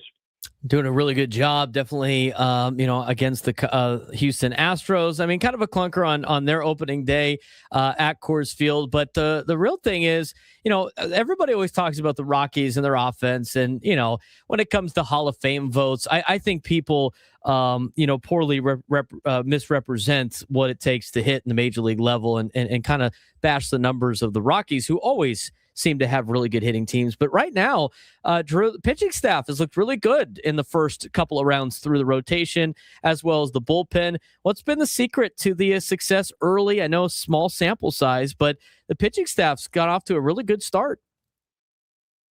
Pitching has been really good, and I think one of the things that the Rockies under Paul DePodesta and Josh Burns endeavored to do was bring in some veteran guys. And most pitchers are not raising their hand to come to Colorado and pitch. You're not going to get frontline free agents to come here unless you grossly overpay. And so you have to develop them, whether it's through the North American draft or through Latin America, or make trades. And the Rockies did come up with some veteran guys. Michael Lorenzen, who was very good yesterday, Jose Quintana, who's going to be fine. He's on the injured list right now.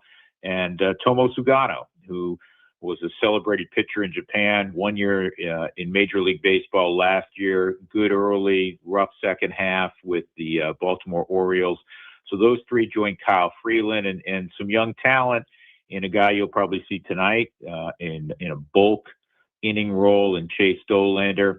And the other thing that, shouldn't be overlooked, again, we're only a couple of weeks in, is the bullpen, and how the Rockies are going about that is they have 2 to 3 true long haul guys, but not mop up guys. They may use long haul guys on the plus side, and they expect all of their members of the bullpen to be able to get more than 3 outs. So it's not, okay, you have the 7th inning, you have the 8th inning, you have the 9th inning.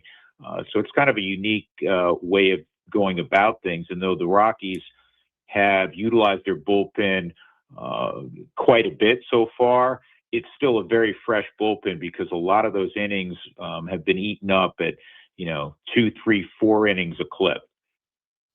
On the offensive side, again, we talked about it, briefly, but some guys off to hot starts. And again, we all know it's a small sample size, even for the Padres, who have been struggling on offense. But for the Rockies, TJ Rumfield's hitting .368 to start the year.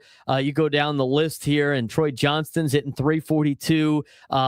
Some guys, that have been off the bench a little bit, haven't played in as many games. The local product from San Diego, Mickey Moniak, hitting .286 with a 1019 OPS.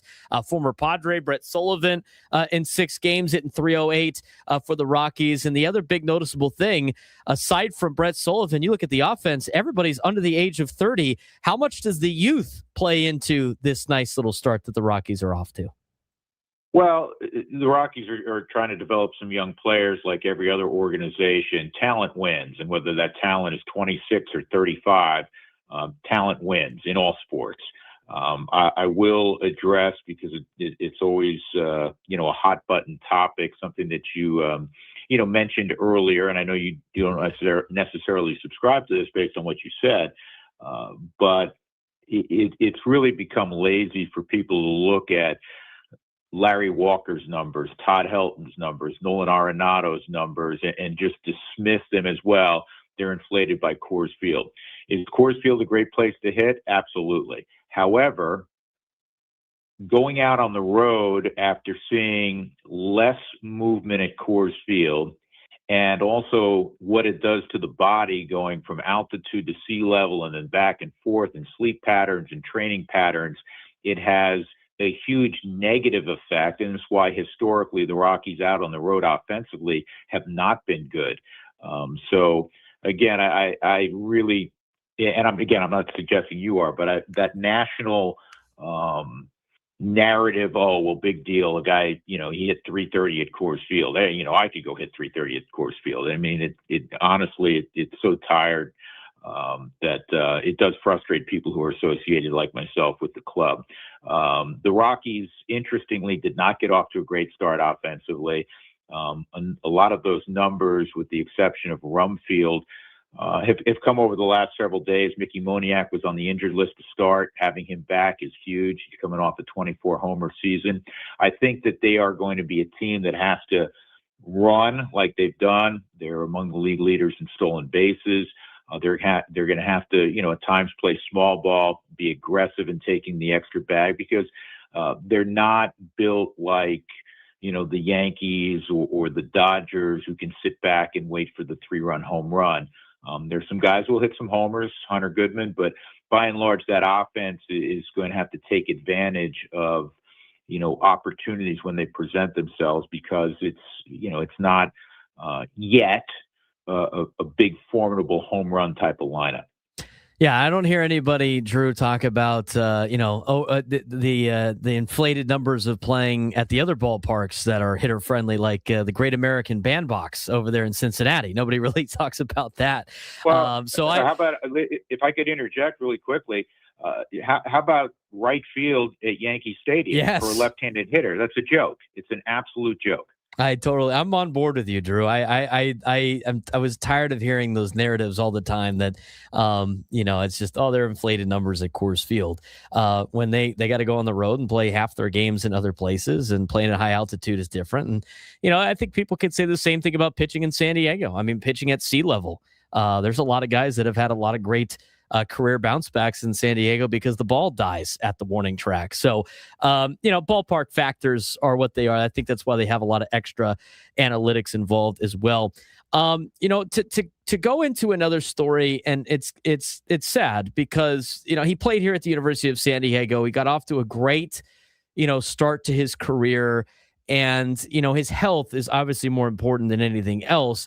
The Chris Bryant situation in Colorado, I mean, it's tough. That the first interview that he did with the media at spring training was hard to watch about a guy that has just been, struggling with health. But what has been the message from Colorado and kind of the support? Obviously, from a contract perspective, it hurts. You're worried more about the individual than anything else. But the Chris Bryant story is one that's very difficult to share.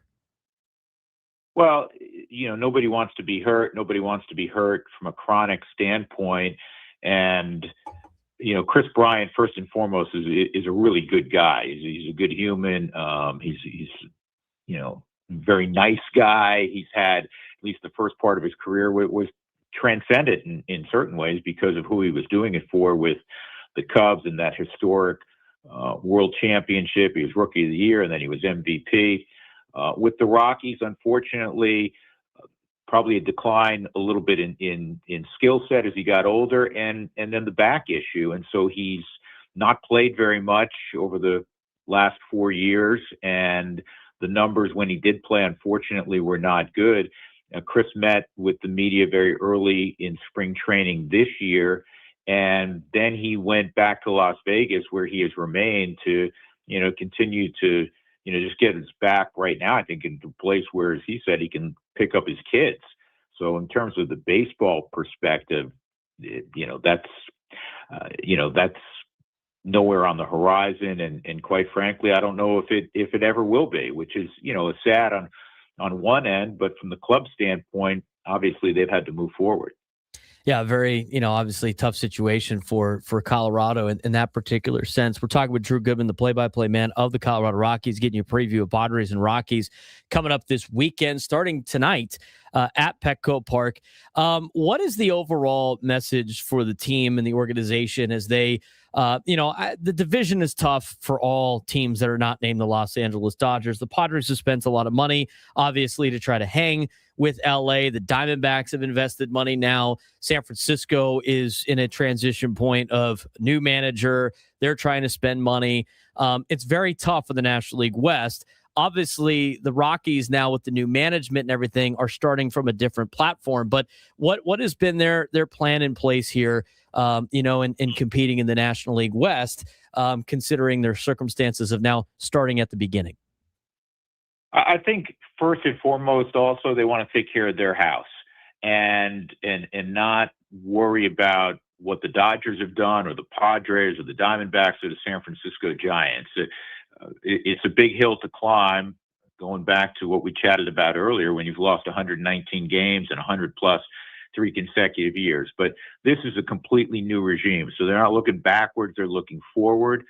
And you constantly want to improve your talent pool, not only at the big league level, but starting at the lower levels of the minor league, and be teaching and sharing the same philosophies from, the Dominican Summer League on through low A, high A, double A, and triple A onto the big leagues.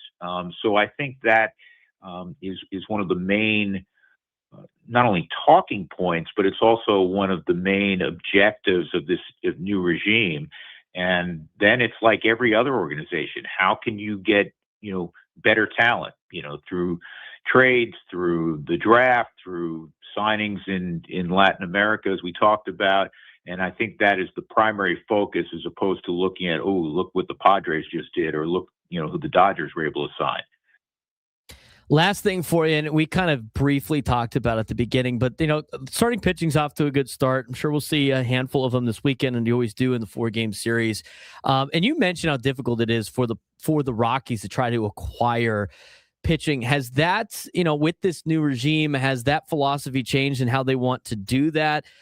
In your perspective, what type of pitchers have had the most success in a Rockies uniform? Obviously, it's great to have a local kid and Kyle Freeland pitch for your team as well at the top of that rotation. But, for just in perspective, like in San Diego, the best type of hitters that do well in a very pitcher-friendly ballpark are guys that hit gap to gap. In your experience watching this club for as long as you have now, what are some of the guys what type of qualities do the pitchers have that usually have the most success in Colorado? Well, you have to have talent. I mean, that goes without saying. I always go back to that, whatever sport you're talking about, whatever coach we celebrate. Phil Jackson, I always kind of kiddingly say, is a Hall of Fame coach, and deservedly so. But he also, had Shaq and Kobe in L.A., and in Chicago he had Michael, and he had Scottie Pippen, and he had Tony Kukoc. Guess what? You're supposed to win. And again, that's not a slight on Phil Jackson as I veer off path here for a moment. But with pitching, number one, you have to have talent. So the more talent you have, I think you have a chance to be successful even at Coors Field. Are you ever going to win an ERA title pitching half your games at altitude? Probably not. But we've seen great years going back to 2010. Ubaldo Jimenez was one of the best pitchers in baseball and had one of the great first halves in the history of the game, not just for a Rocky, but if you look at his first half, I think he was 15-1 with a super low ERA. Kyle Freeland was fourth in the Cy Young in 2018. You have to have toughness as well. And then one of the things that they're preaching, and one of the reasons they went out and got a Michael Lorenzen, who wanted to be in Colorado, interestingly, and a Sagano, is that they have 6-7 different pitches, and they really believe this new, staff, if you will, under Alon Leishman, the new pitching coach, is diverse arsenals and diverse offerings in every count, coupled with that toughness that I mentioned earlier. And so far, again, small sample size, but their bullpen has a sub-3 ERA, and they've, gotten, really nice contributions by and large from some of those new guys. Should be a fun series this weekend. Both teams are 6-6. Always have really good division battles between the Padres and the Rockies. Drew, we really appreciate your time today. I know you're getting ready for a broadcast tonight, but look forward to talking to you again. Enjoy your stay in San Diego. I appreciate that anytime, and enjoy the series as well. Drew Goodman, play-by-play man for the Colorado Rockies, joining us on the Braden Surprenant Show. This is a Rockies team that's, trying to find guys that want to pitch here in Colorado is tough. It's tough for the Rockies, but I'm not. You can't sit there and cry for your opponent. Obviously, just like Drew Goodman said, they're not going to worry about the Dodgers or the Padres, the Diamondbacks or the Giants. But they are now starting from ground zero of building the franchise up. And there's a lot of interesting things that Drew had to say about the direction of the Colorado Rockies, Frank. Yeah, no, it was great to hear. And also hearing that perspective of him pointing out that it's not just it's a great hitter's park. Anyone can do it at at Coors Field. You could tell he's tired of hearing that. I'm tired of hearing about that. That was like literally anytime I hear that, I roll my eyes. They still have to hit the ball. I think again, you still have to do the action. You still have to do the thing. Nobody complains about the Reds hitters or any lefty that plays at Yankee Stadium. I do. But anyway, it's very nice to hear that perspective, because that's something that you don't think about a lot. And even I didn't think about it up until that point. I mean, you hear about it and you see it when players go to Denver to play the Broncos, how there's oxygen tanks and all that stuff for the linemen up there. You don't think about that kind of thing, that kind of effect on a baseball player. So yeah, it's completely, it's understandable how that impacts works on the Rockies. It's not just a very, very difficult place to pitch. It's a difficult place to be a professional athlete, period, up in Denver. I've been trying to get somebody that's willingly wanting to sign up for that. Yeah. It's very difficult, especially, people, athletes are proud. They don't want to just go up there and have a 4-point-something ERA and just be like, oh, throw it out. If you're but that's the other thing too that I don't like about the Rockies conversation, and we got to take a break. But the Rockies conversation of like, oh, let's throw out the offensive numbers, but they never go like, oh, throw out the pitching numbers. It's like you can't have it. You can't have it both ways. You got to pick one if that's the case. 833-288-0973, 833-288-0973. Still got a lot to get to today on the show. When we come back, a deeper dive into the 12 games that the Padres have played. What has stood out? Areas of concern, areas of optimism. We'll talk about that next on the Braden Surprenant Show. San Diego's #1 sports station, 97.3 The Fan. San Diego FC hit their first real bump of the season, and it's starting to look like more than just a bump. 3-0 loss to the San Jose Earthquake, and honestly, it wasn't even that close. 3 first-half goals, a red card, and a game that was basically over before halftime. But here's the crazy part. San Diego actually had more possession and completed nearly 200 more passes than the San Jose Earthquake. So what's the problem? Simple. Mistakes and discipline. This team now has 5 red cards in their last 5 matches. That's not getting bad luck. That's starting to be a pattern. They're controlling games, but they're not controlling moments. And in soccer, that's everything. The talent is there for San Diego FC. The system is there. But if San Diego FC wants to be a real contender, they have to clean this up fast, because right now they're not losing because they're outmatched. They're losing because they're beating themselves. There's some of the biggest takeaways from San Diego FC from over the weekend. And the things have officially taken a turn for SDFC. And unfortunately, not in the best of lights. For the first time this 2026 MLS season, San Diego lost, and it wasn't even that particularly close. 3-0 defeat to the San Jose Earthquake snapped their unbeaten start and exposed some growing concerns. San Jose struck early and often. Nico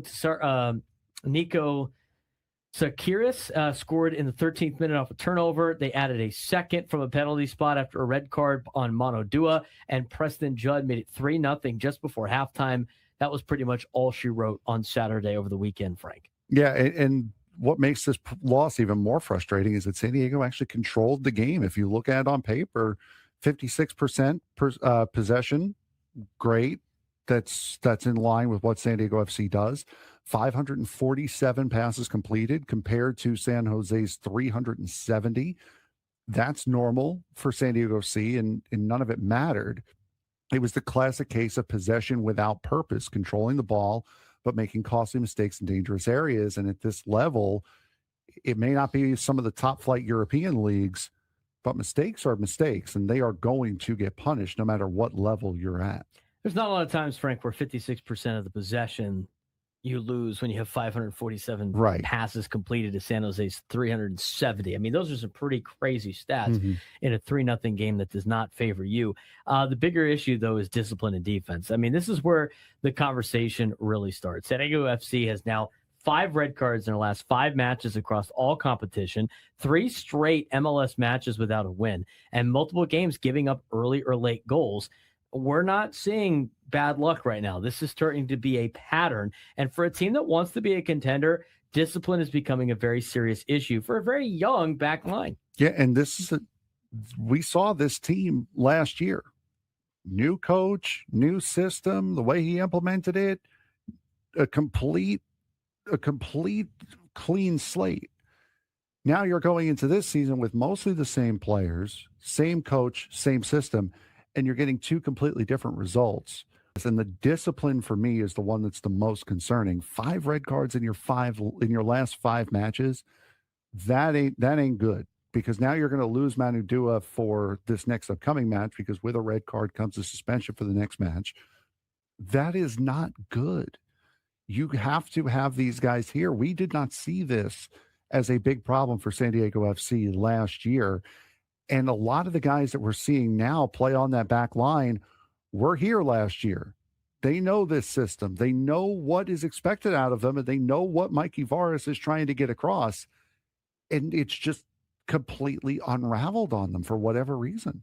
This was the youngest defensive lineup in MLS history with an average age under 20, which is exciting long-term. But right now, it is definitely showing with a lot of the mistakes that San Diego FC is making, on top of the fact that, again, the red cards are inexcusable.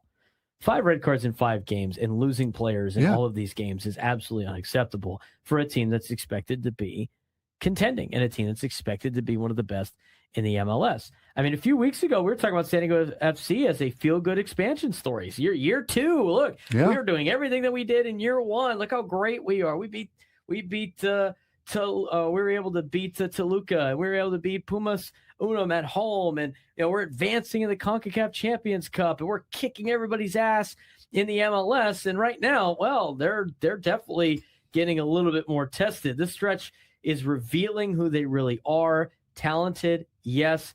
Dangerous going forward, yes. But inconsistent, undisciplined, and still learning how to win. And you got what you wanted. You got a break. They're coming off an international break here, and the problems did not change. They didn't look any different from what they did going in.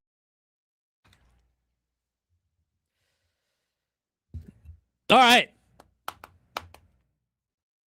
Frank Marchese, Braden Surprenant Show, broadcasting live for the Bill House Studios. We know how.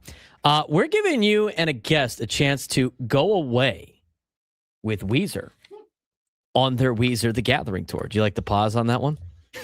Yes. We're asking you to go away. Just go away. Do us all a favor. You and a guest of your choice to just go away. Oh, no. Viewership on YouTube just plummeted. They're like, all right, fine. See ya. Like, get disrespected by the local midday host. Are you kidding me? Come on. All right, back to this. Time to go back. We're giving you and a guest a chance to, quote, go away with Weezer on their Weezer The Gathering tour. Get hooked up with flights, a 2-night hotel stay, a pair of tickets to see Weezer, plus a meet and greet with the band and a signed set list, thanks to Live Nation and Crush Music. And all you have to do to enter is listen to us on the Odyssey app. Download the free app, create your account, favorite our station, and listen for an hour to get your daily entry, and then come back each day for another chance to win. This is a national contest. There you go. Nate Taylor in the YouTube chat. Get out of here. Get out of here. No, here it is. Frank Watkins in the chats. Goodbye, everybody. Braden made it clear he does not want me here anymore, so I must leave. No, Frank, please stay. All right. Padres sit at 6-6 of the first 12 games of the 2026 season. Having cycled through every starter through the rotation twice and giving every position player at least 8 at-bats and every pitcher at least 2 appearances. While it is far too early for firm conclusions, the early returns under new manager Craig Stammen show a clear philosophical shift from the rigid, low experimentation approach of 2025. Greater lineup flexibility, aggressive optimization of matchups, and creative long relief usage to protect high leverage arms, and a willingness to embrace small edge innovations that challenge baseball orthodoxy. Letters to AJ wrote a great Substack about this, and I think a lot of the keynotes are important. One of them being Craig Stammen. In 12 games, I like the way Craig Stammen has messed with his lineup. I like the way he's embraced a newer era of baseball, and I like the way that he has gotten everybody involved. I think as a coach, it's very important to utilize everybody on your team to make them feel more part of the team. Look, I know they're professionals. I know they get paid to do a job, but at the same time, the human element is very important. That's what a manager's job is, to deal with the human element side of things. And I think Craig has done a good job of building the team camaraderie with everybody's got a job to do on the team and everybody's being utilized. Frank, I think that's a very important aspect to baseball and sports in general, where a lot of teams that have success have players contributing across the board and have guys constantly playing on this team.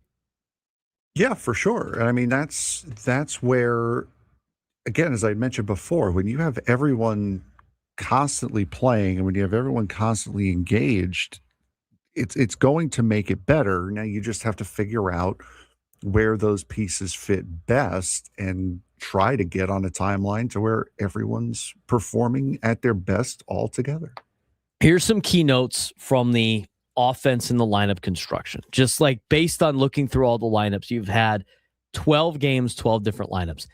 8, you've had, with these lineup constructions, you've had Tatis Jr., Merrill, Machado locked in the 1, 2, and 4 spots as the core, but the rest of the order has been very fluid. Jake Cronenworth has hit leadoff against righties twice. He's dropped as low as 6, 8, 9 against righties and has never been higher than 8th against lefties. Xander Bogaerts has moved down, 2nd 4 times, 5th 5 times, even 6th versus left-handed pitcher Ranger Suarez the other day to reflect current production rather than past pedigree. Ramon Laureano has elevated progressively from 7th on opening day. Miguel Andujar, who has been an addition to this team, has even slotted in 3rd in favorable matchups like he had on Saturday against the Red Sox. Luis Camposano has given regular reps despite not, but despite really being put in the doghouse in 2025. And Gavin Sheets in a platoon role, open at bats for right-handed bench bats. I mean, there's been a lot of changing elements to this lineup as they experiment early in the year. And when you look at this lineup and overall offensive construction, I like the way that they're not afraid to move guys down that have pedigree, right? Like, how many times have we seen Manny Machado before this year not bat third? Very rare. Very rare. I mean, he's done it a couple of times batting cleanup, but now it seems like he's more of in a cleanup role than the number 3 spot in the order. They're not afraid to move Xander Bogaerts down or move him up or wherever based on production. They're not afraid to move guys up in the order based on who's hitting the ball well. I think that goes a long way for this team this year, and I like the experimentation early in the month of April. Yeah, and as we mentioned earlier in the show, this is the time you're going to do it. It's at the beginning of the season. You don't want to dig yourself into a hole, but you've climbed out of the hole that you dug with the first homestand of the season. This is the time. You've given yourself the most opportunities you can to climb out of any rut that you've dug for yourself. If you're going to start lineup experimenting in August, you're a team that's in trouble. If you're doing it in April, it's a team trying to find out what is best for them moving forward into the season. Earlier in the show, we talked about Fernando specifically on the mechanics and the timing of his swing. We took a deeper dive into what has been an interesting topic that was on Twitter yesterday from Caleb Berry that laid out what could be going on with Fernando's swing. We did that earlier in the show. The other thing that was laid out by the Letters to AJ Substack about the situation with the offense, specifically about Fernando, his batted ball profile is still elite, but the outcomes lag. 70.8% in hard hit rate. That's in the 99th percentile. 81st percentile in launch angle, yet 0% pulled fly balls so far, like we talked about earlier in the show. Only 44 plate appearances. He has barreled 4 balls and made outs on 3 of them.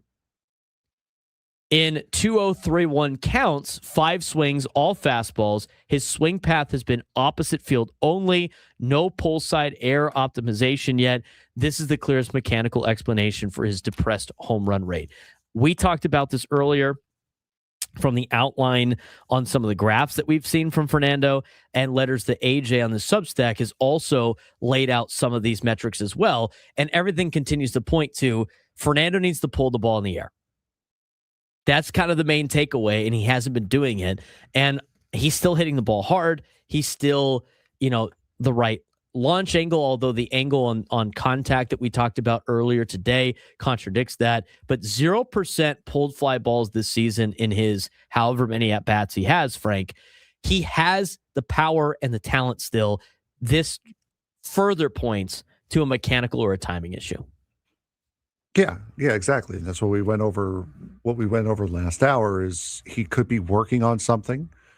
There comes a point, though, where you need what you're working on. You need to pause, get yourself right, get yourself back to normal before you start working on it. Because if you're working on something and you're not right, the results from what you're working on are not going to come.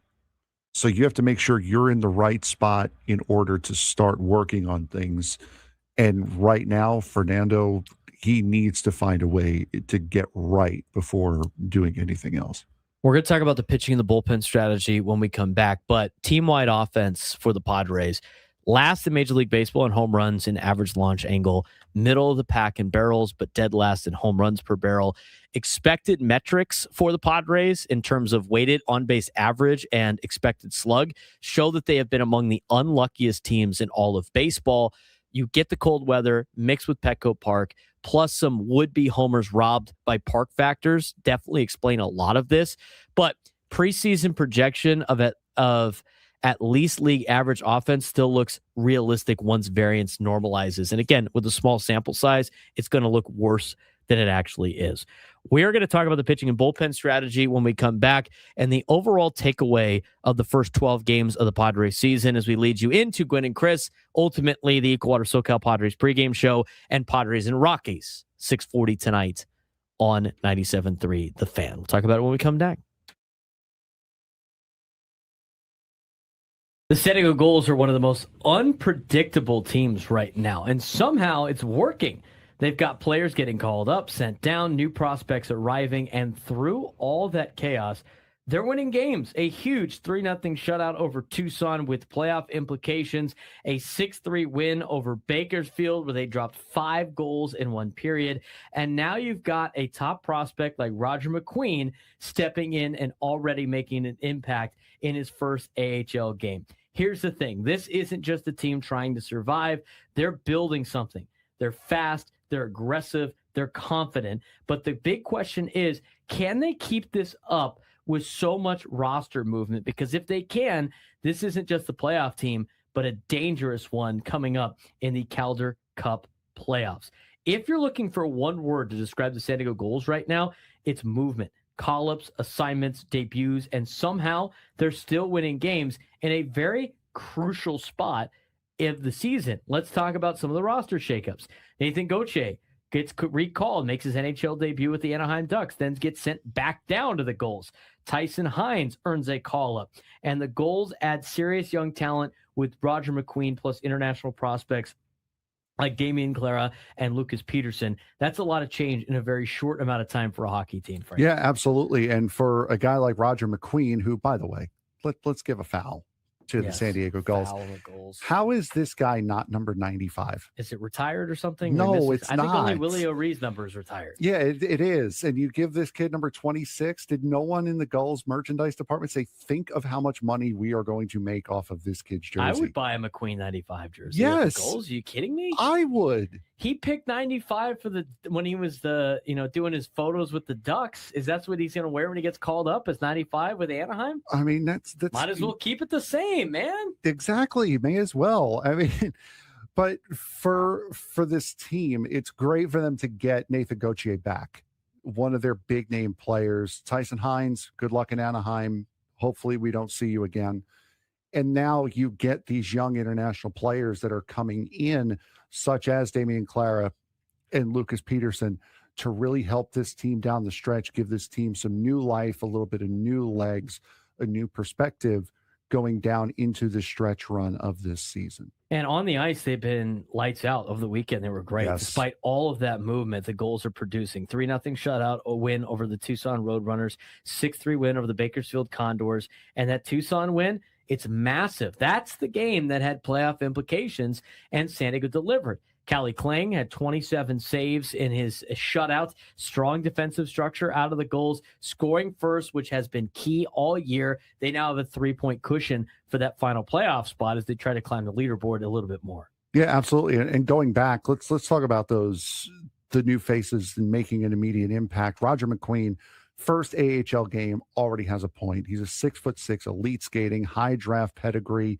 This is a guy who could quickly become a problem for opponents. And then there's Damian Clara, fresh off a trip to the Olympics where he led all goaltenders in saves in the Olympics, not just in one round, but throughout the tournament, led all goaltenders in saves. And this isn't just roster depth. This is a high-end pipeline of talent that is arriving to San Diego and eventually to Anaheim in real time to help the Gulls for this playoff push. And what's trending up right now is their offense and their identity. I mean, the identity has become clear. The team is fast, they're aggressive, they're resilient. They dropped 5 goals in a single period against Bakersfield, one of their best offensive stretches all season.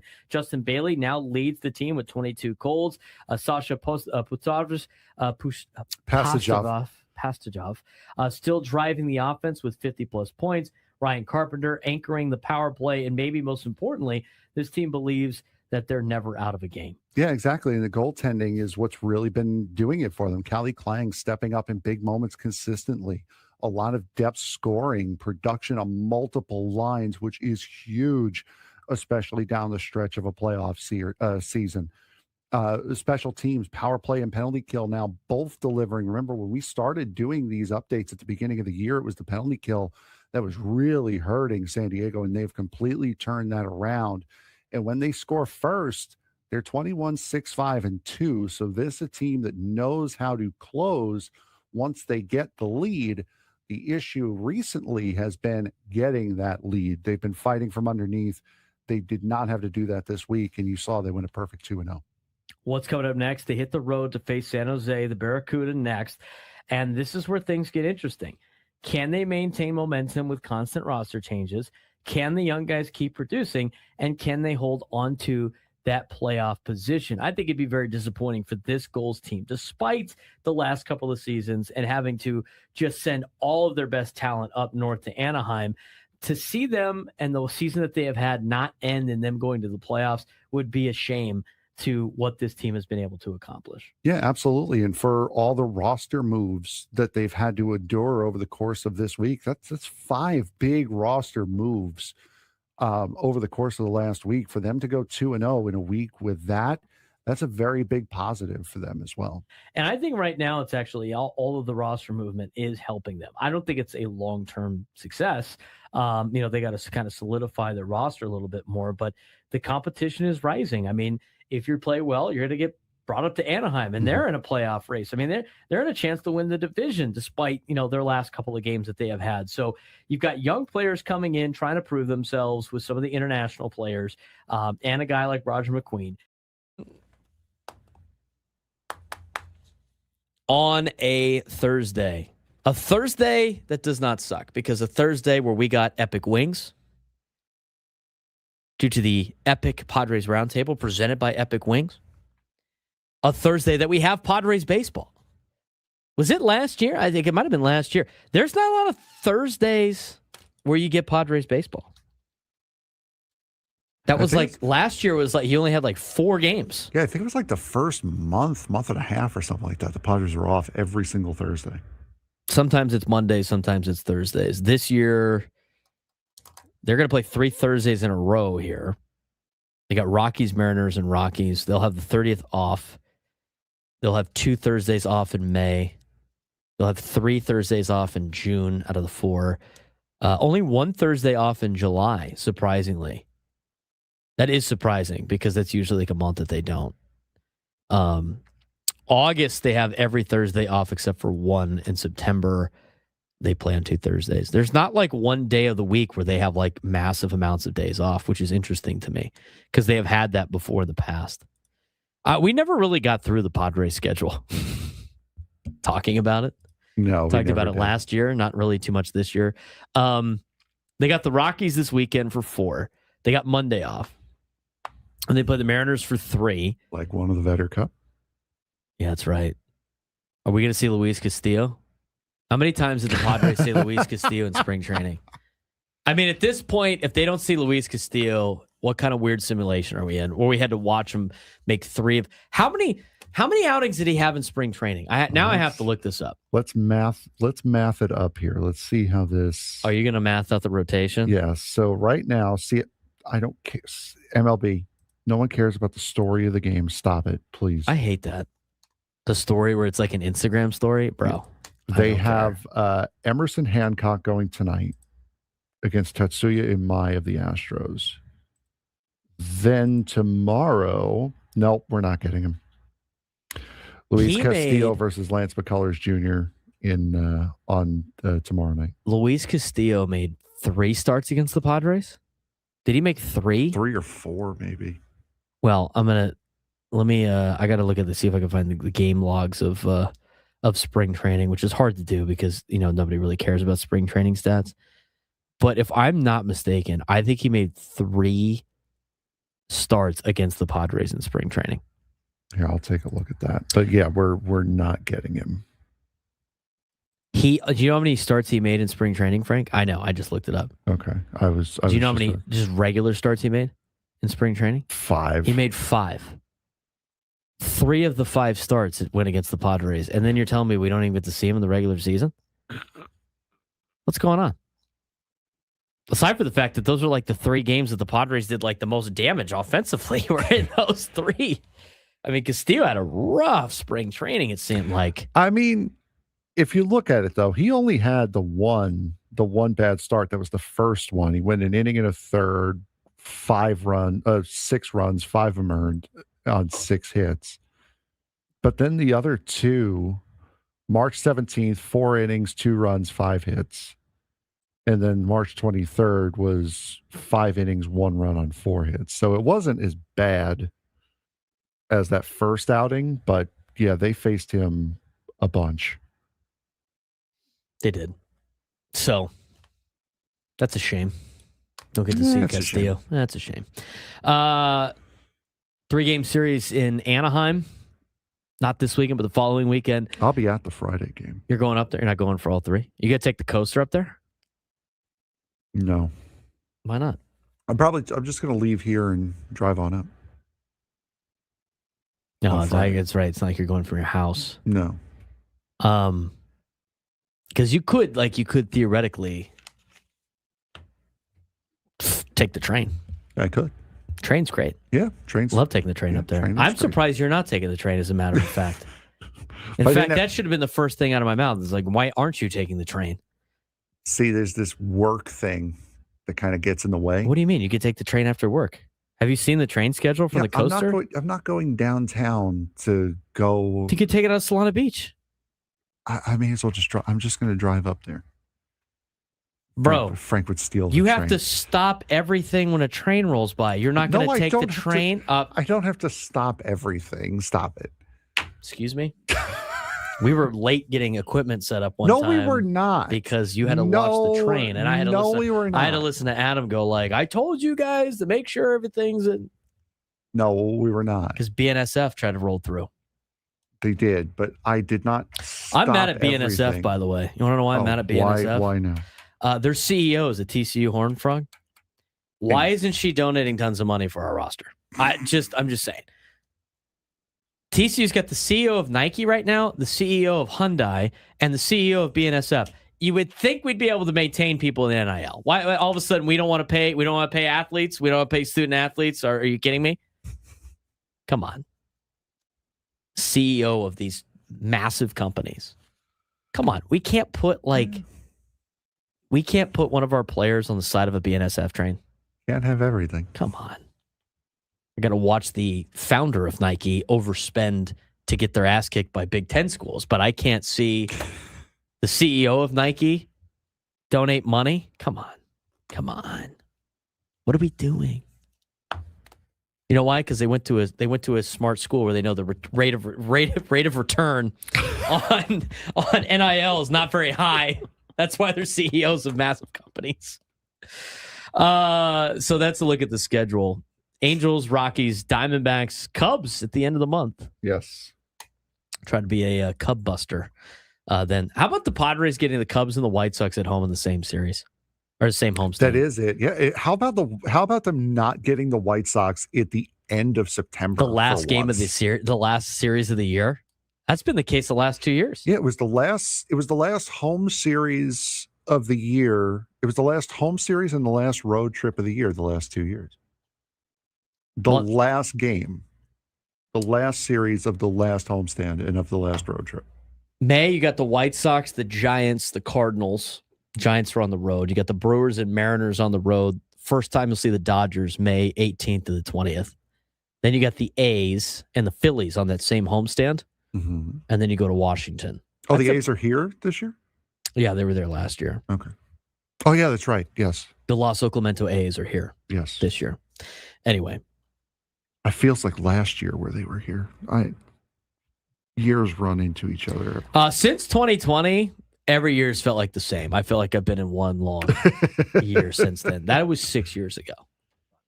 6 years ago. 6 years ago at this time on Fridays, we were playing 97.3 The Fan, MLB The Show, virtual games to start the morning. They just showed it now.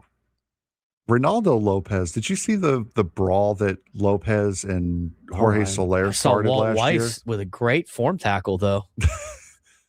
I'm sorry. I don't understand what the beef was about. I mean, he threw it somewhat inside right, and then they threw it down to second, and then they're just standing there looking at each other. Maybe it's something to do with because Soler spent time in the National League East, so maybe Soler spent time on the Braves. Yeah, so maybe he won a World Series with the Braves. It goes back from then. I don't know, but I'm sorry. Number one, when it comes to situations like that, especially if it's a starting pitcher, they need to get more than just 7 games.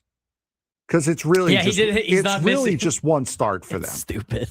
That needs to be a minimum 15. Should be 5 starts. Yeah, there should be a minimum 3 starts. A minimum 15. I'm sorry.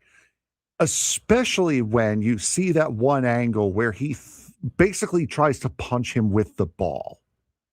That is using a weapon at that point. He's got to be suspended for more than just 7 games. Soler is appealing his suspension, and I'm assuming I haven't seen anything. Lopez, I'm assuming, is going to eat it because he knows he got off light. But that's a minimum 15-game suspension solely because he's a starting pitcher to begin with. Well, the good news is for the Falcons, they are able to pick up a guy that can actually tackle. As Go Aztecs in the Twitch chat says, Walt Weiss now received an invitation to Falcons camp.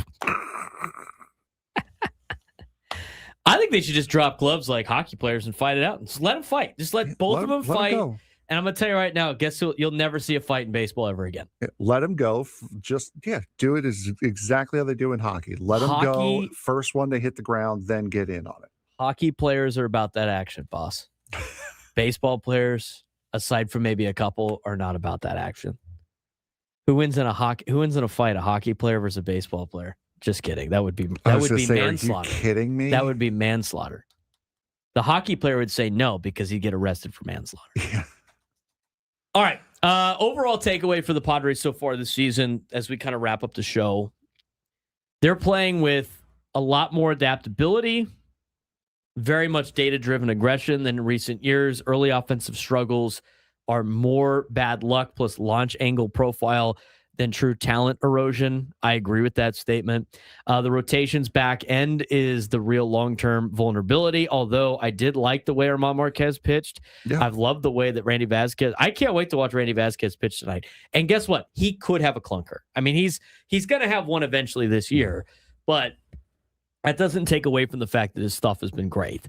And I love the fact that Stammen's willing to experiment with a lot of the decisions so far. And I think that's been the biggest differentiator so far this season. So I like the way Stammen's managing this club so far. Has he made mistakes? Yes, he's going to make mistakes. That's not the topic that's at hand of bringing in a guy that has never done it before. But knowing that he is a guy that's never done it before, he's going to make mistakes on the fly. Yeah, Randy Vasquez tonight should be interesting. I want to see him pitch again. He's been fun to watch. Haven't heard from him in a long time, and he just called in. Let's get to Martin and Santee. Martin, what's going on? Gentlemen, it's been a while, but I just wanted to really not so much talk about the Padres, but just want to thank both of you for getting us to Padres season. Your coverage through the fall, through the winter, the sports, the diversity. You talk about it on your ads, Braden, but it really was really, really good. And you've stepped up your game to cover the Aztecs, to cover high school sports, to cover everything. And really just wanted to thank you to get us back to Padre baseball. And for any of the doubters out there, we're San Diegans. They're our Padres. It is what it is. They are who they are, and we'll be there at the end. But I just wanted to call. It's been a while since I've called. I listen daily. But just to say thank you guys for all of the diversity you bring, and also, too, that you take calls. It's appreciated to get a little fan input occasionally, and it's nice. So, again, my thanks to my nephews, and go Padres. Thank you, Martin. Thanks, Appreciate Uncle it. Martin. Good way to end the show. Positive vibes. We appreciate the kind words. We're just two guys that love sports and talking about sports. We'd be doing it.